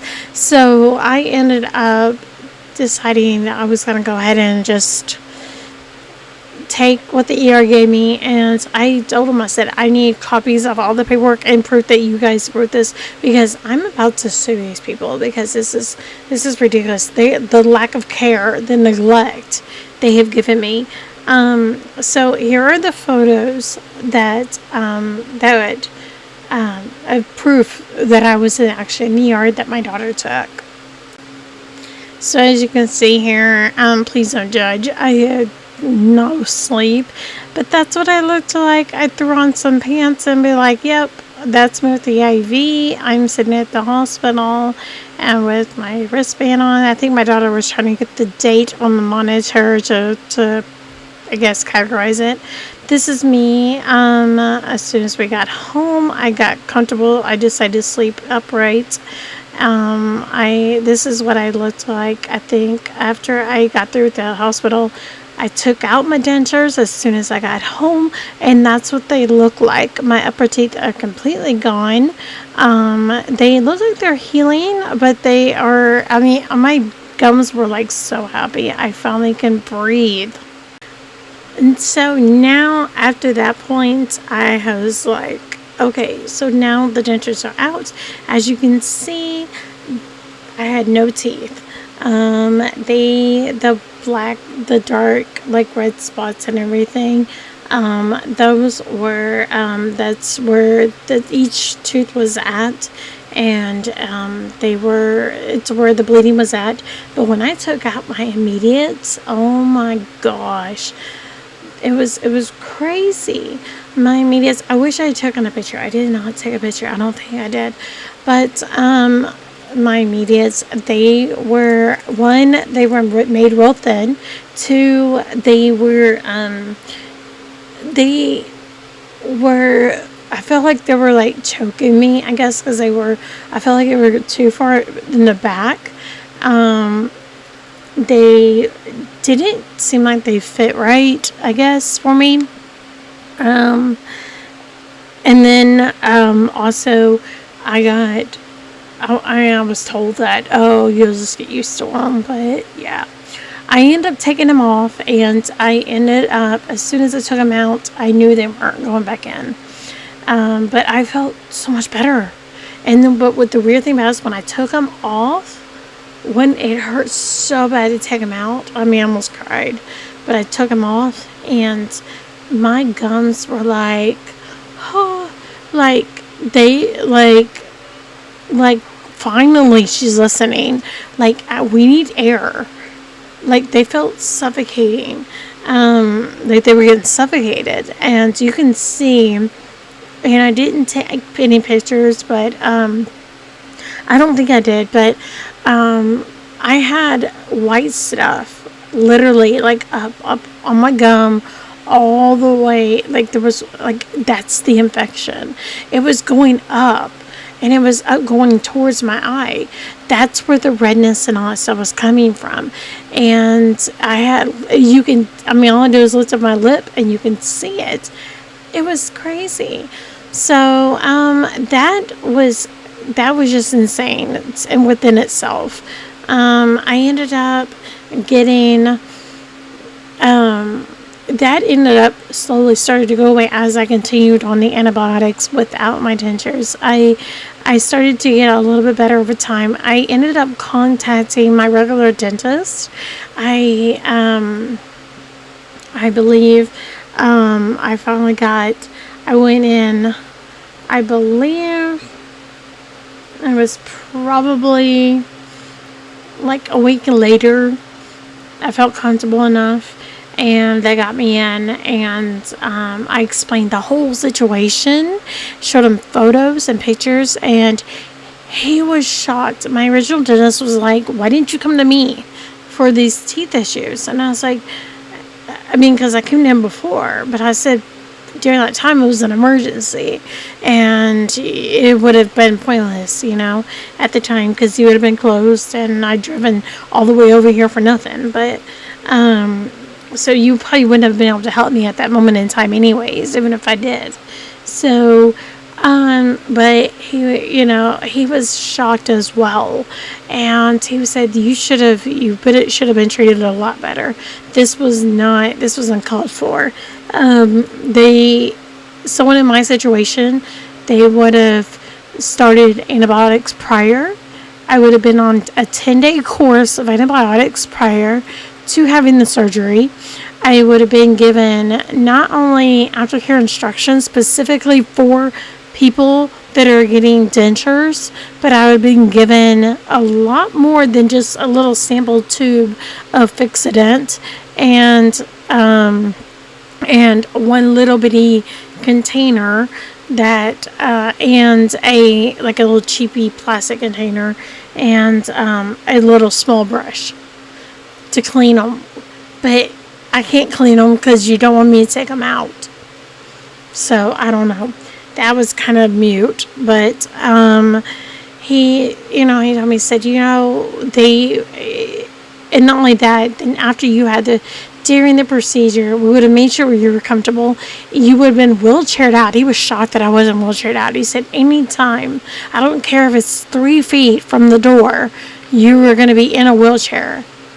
And you're going to be wheeled out.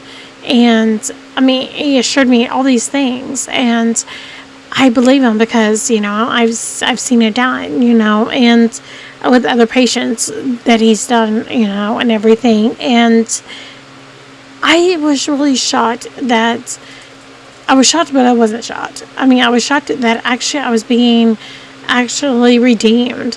That I was being it wasn't just me being crazy or entitled or being a Karen or anything like that. It's nothing that I did.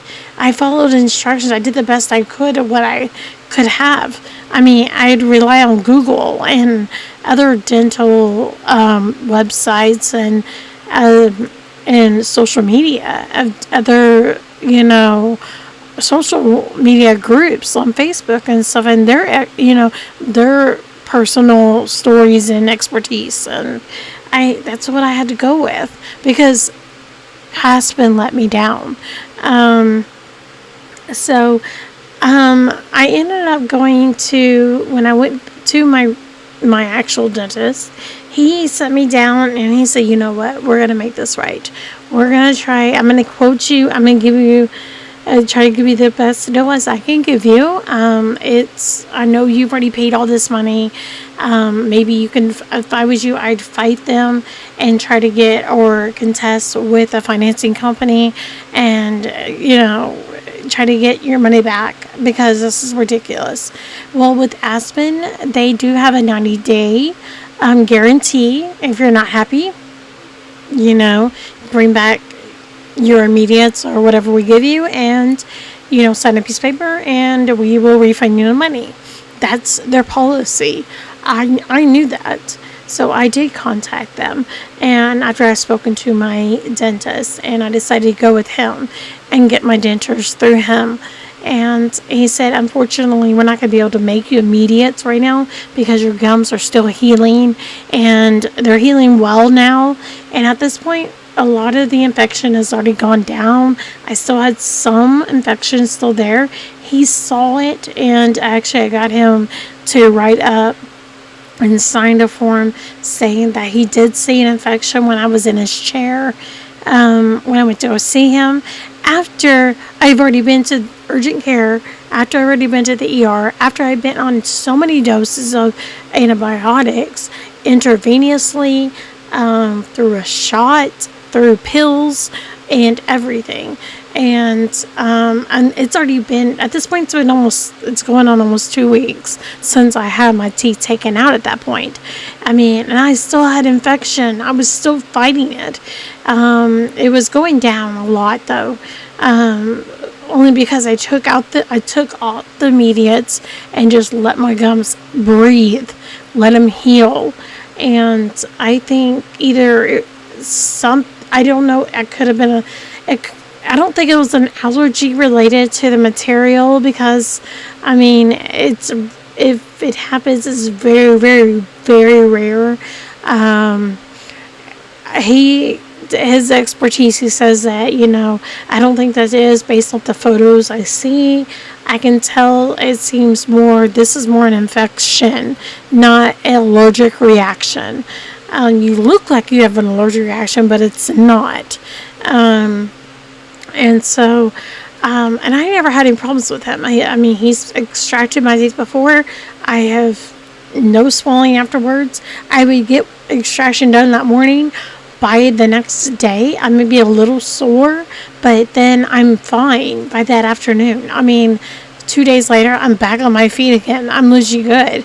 So, why did I expect the same thing from another dentist? I don't know. Maybe I'm crazy. Maybe I'm thinking,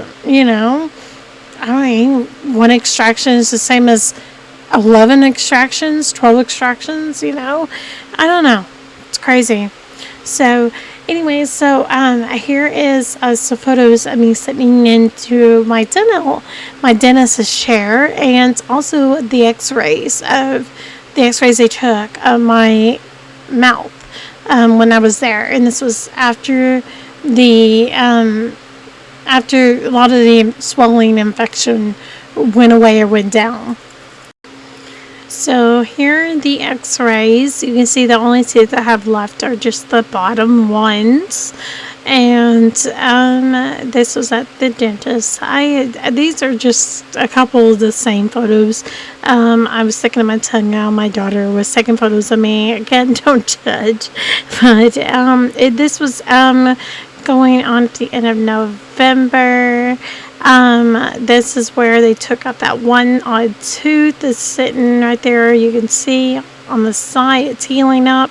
You can see a lot of the swelling is going down At this point, it's the beginning of November, and now this is after the holiday, after Thanksgiving. That's where the actual infection was at. You see where the redness was at. That's where the infection started, and it was rubbing up against. You can see a lot of the healing. At this point, it is at the end of November. I think it was the 29th. I'm starting to, I have no hardly any swelling at all anymore. I'm smooth with smile, without any teeth. I can now actually smile. You can see the healing. The healing has gone really well. It's getting better. I'm not quite, at this point, I wasn't quite ready and yet to get an actual impressions done for my dentures, but yeah. So as you can see on those photos, they were actually, they were the process of me healing, and I think I did better without having the immediates in and just let my gums heal, because it seemed like as soon as I took them off and I got the antibiotics working, everything started to click. It took a long time, all the way through. I mean, I couldn't even really eat hardly anything for Thanksgiving. It was really sad. I'm considering I started this journey in October. I thought, okay, well, surely I could not. I pretty much I guess I would want to say probably Halloween was a blur, and the Thanksgiving was like bare minimum of anything at all. If I couldn't basically just, I guess suck on it and swallow, then that sounds so horrible. But you guys know what I mean with the food. But yeah, so that, if I couldn't do it, then it wasn't gonna happen. So it was like mashed potatoes, and that was pretty much it. I mean, I maybe mixed up a little bit of like turkey into the mashed potatoes. I mean, it was hard. And then you can see, after I went to my dentist, you can tell I was in good spirits by that point, because I was actually happy to see him, and he's a great dentist. I really like him. And my daughter was sitting there taking pictures, so I stuck my tongue out at her. But yeah, I do look really silly smiling with no teeth in, and it's just my bottom teeth only. And you can see, as my gums were healing up, the swelling had gone down, but they were not healed up enough for my dentist to say I feel comfortable doing impressions, and we'll start the process all over again of actually getting you some dentures. So at this point, it was actually we're going in. The last photo, I believe, was at right after my daughter's birthday. So it was like right in the beginning, going into the second week of December. So yeah, so we're getting into the holidays here, and I was still healing, and the healing took me forever because of the infection.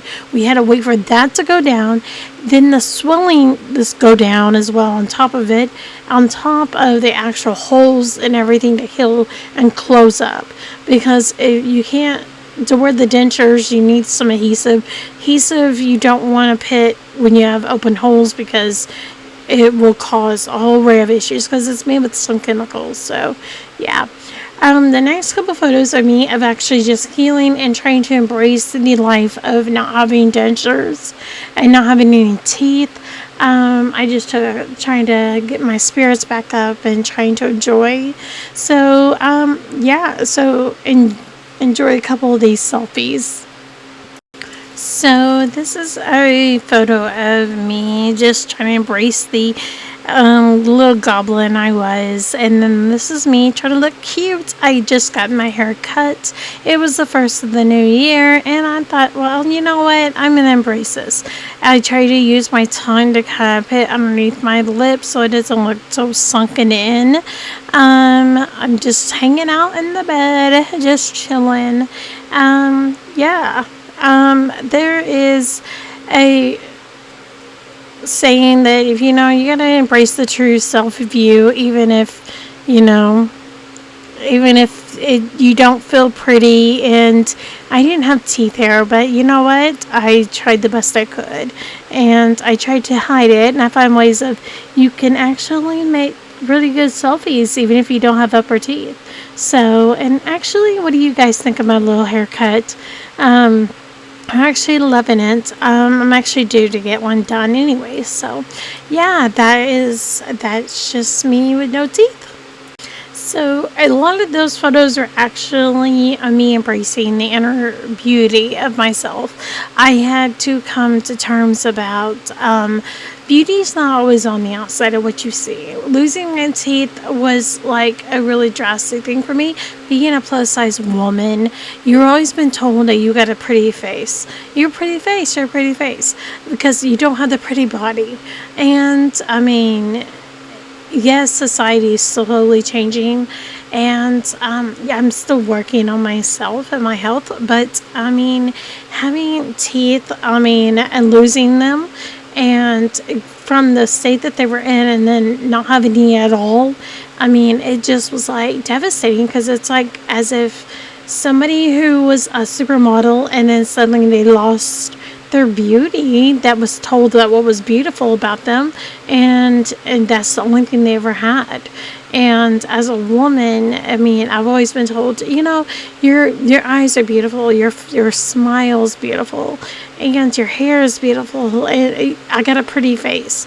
And if you're a plus size woman out there and you totally understand where I'm coming from, you're told that,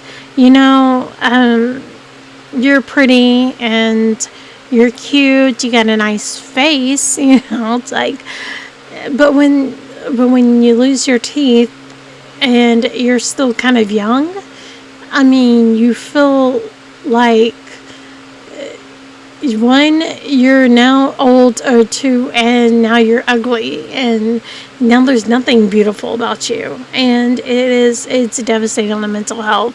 And so I had to find myself again, and I thought, you know what, I'm still pretty, so I took those selfie photos, and not only that, I thought, okay, after this, those one of those photos were taken right after New Year's, because I was like, you know what, it's a new year, I'm gonna get my teeth, I'm gonna get them, I'm healing still, I am still waiting on the dentist to say, hey, you're fully healed, we're getting them done.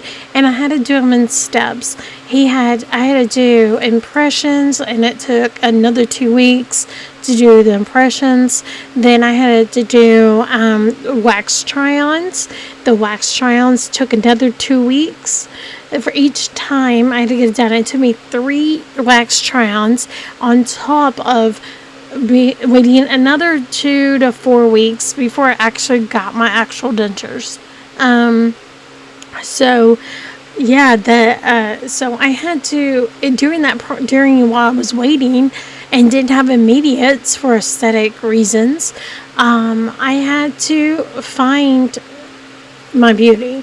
And I thought, well, I still got pretty hair, and I thought, well, you know what, it's not about the hair, it's not about the smile, it's not about the teeth, it's not about that. I had to find me. And everyone takes selfies, so I thought, you know what, I'm gonna take some selfies without my teeth. I'm gonna start embracing that. And I did. And the scariest thing for me was actually, I went out of the house and I went shopping without teeth in, and talking to strangers with no teeth, and and not feeling judged and everything. It's crazy. It's like I'm taking it back. I'm taking beauty back. What people's perception of beauty to me, I'm taking that back. I am beautiful because I say I'm beautiful. I take that control. I'm not beautiful because you think I'm beautiful, because you think I'm a pretty face, or I have a pretty body, or pretty hair, eyes. No, I'm beautiful because because I say it's beautiful. I say that I'm beautiful. And it's another reason why I'm doing this video. And I apologize. It is very, very long. It's like a whole movie and a half. But it is I think it was well deserved, and I think it needed to be done. It needed to be said, and whether you watched it all the way through or not, that's up to you. But I'm hoping to help somebody else out there who's fighting these issues, and also to also be aware of Aspen.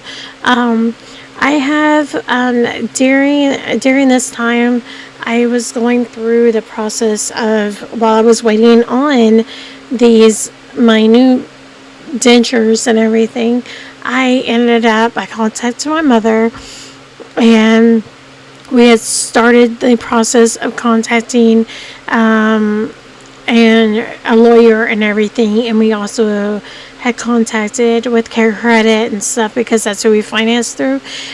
Care Credit is going after Aspen. I don't know the actual results of that right now, because unfortunately my mother has gotten ill, and she is underneath so much care right now. She's in the hospitals, and so I don't know where that's at right now at this moment. I'll throw an update one day and throw it underneath this playlist as a separate video, and let you guys know what's going on with that. But that's last I was told is that Care Credit, I remember filling out this whole form and writing out my whole story and signing it.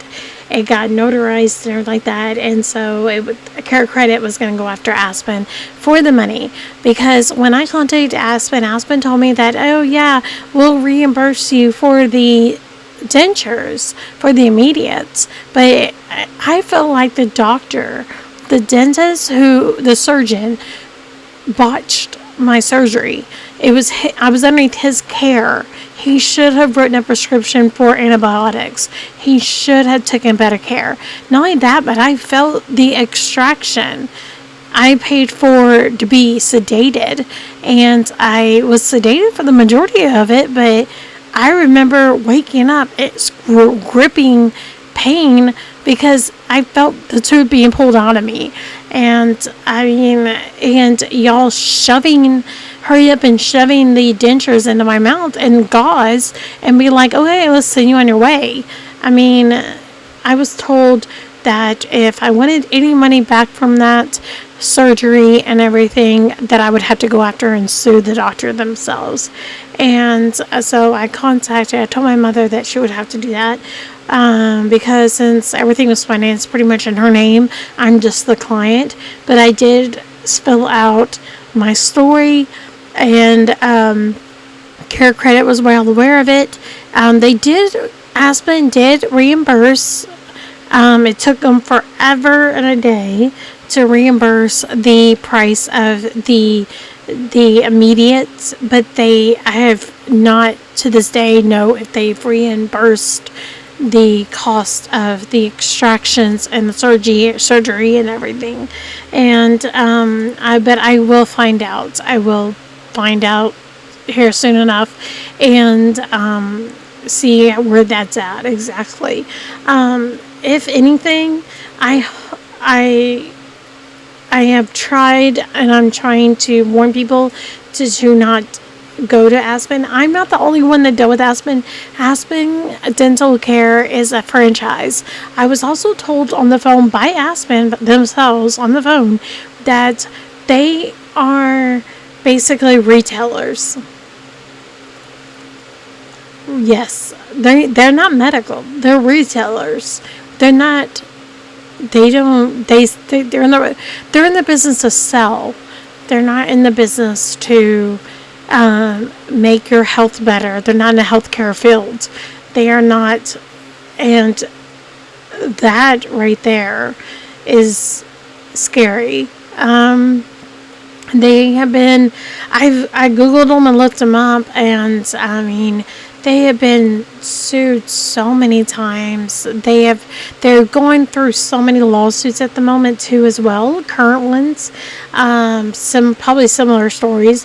Aspen Dental Care is all over the U.S. I don't think they're nationwide. Not nationwide, but I don't think they're global wide, but I do believe they are all over the U.S.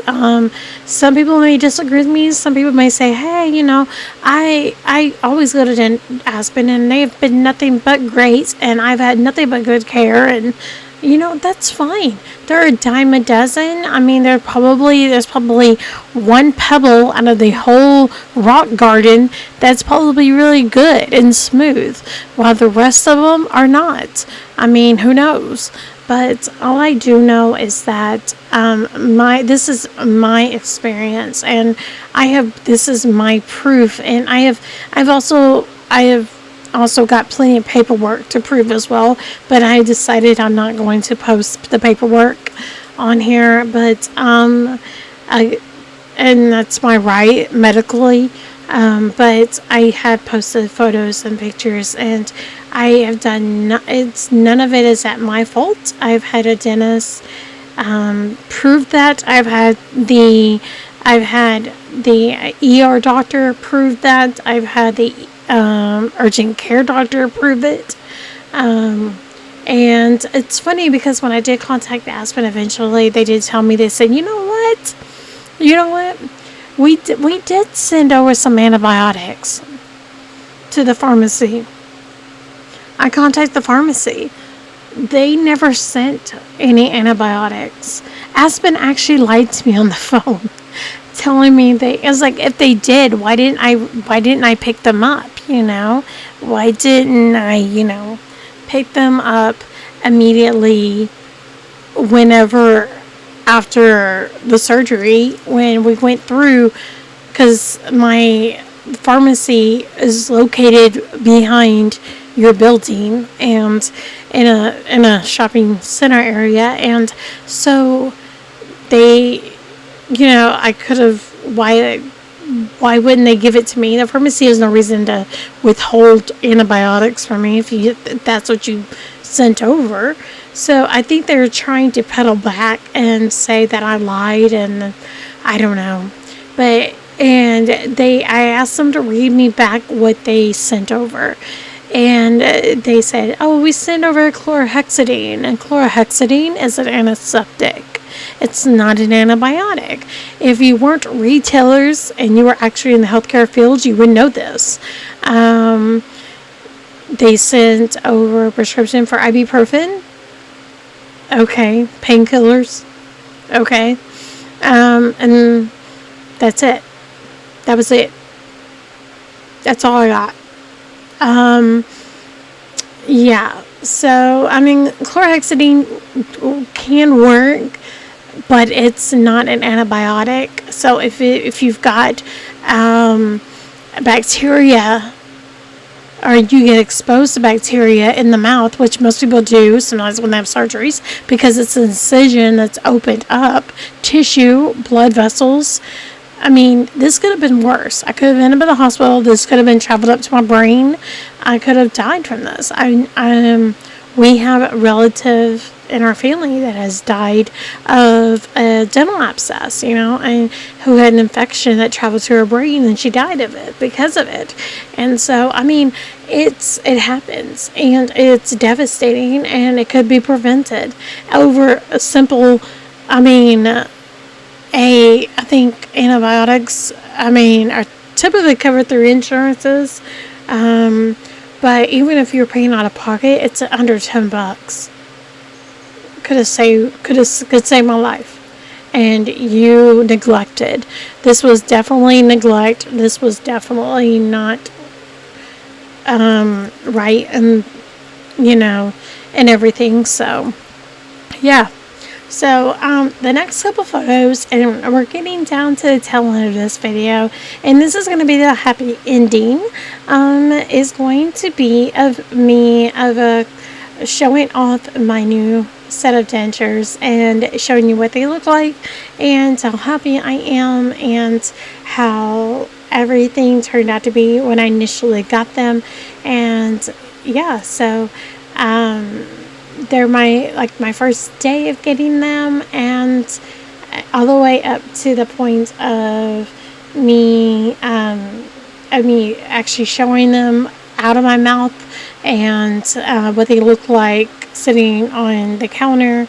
And yeah, so I'm gonna leave you guys with this, that with these photos. And if you made it this far, thank you so much. You have been absolutely amazing, and I can't do this without you guys, and that's the only reason why I do it, is for you guys and for anybody else. And I promise you, I probably won't make any other video that's as long as this one is, but I didn't want to do a bunch of baby videos. I'd rather just do one really giant long one, and you take your time watching it and listening and appreciating it. And thanks for the support, thanks for the love. And if you saw my videos when I used to have the bad teeth, and you are still subscribed, thank you for that support.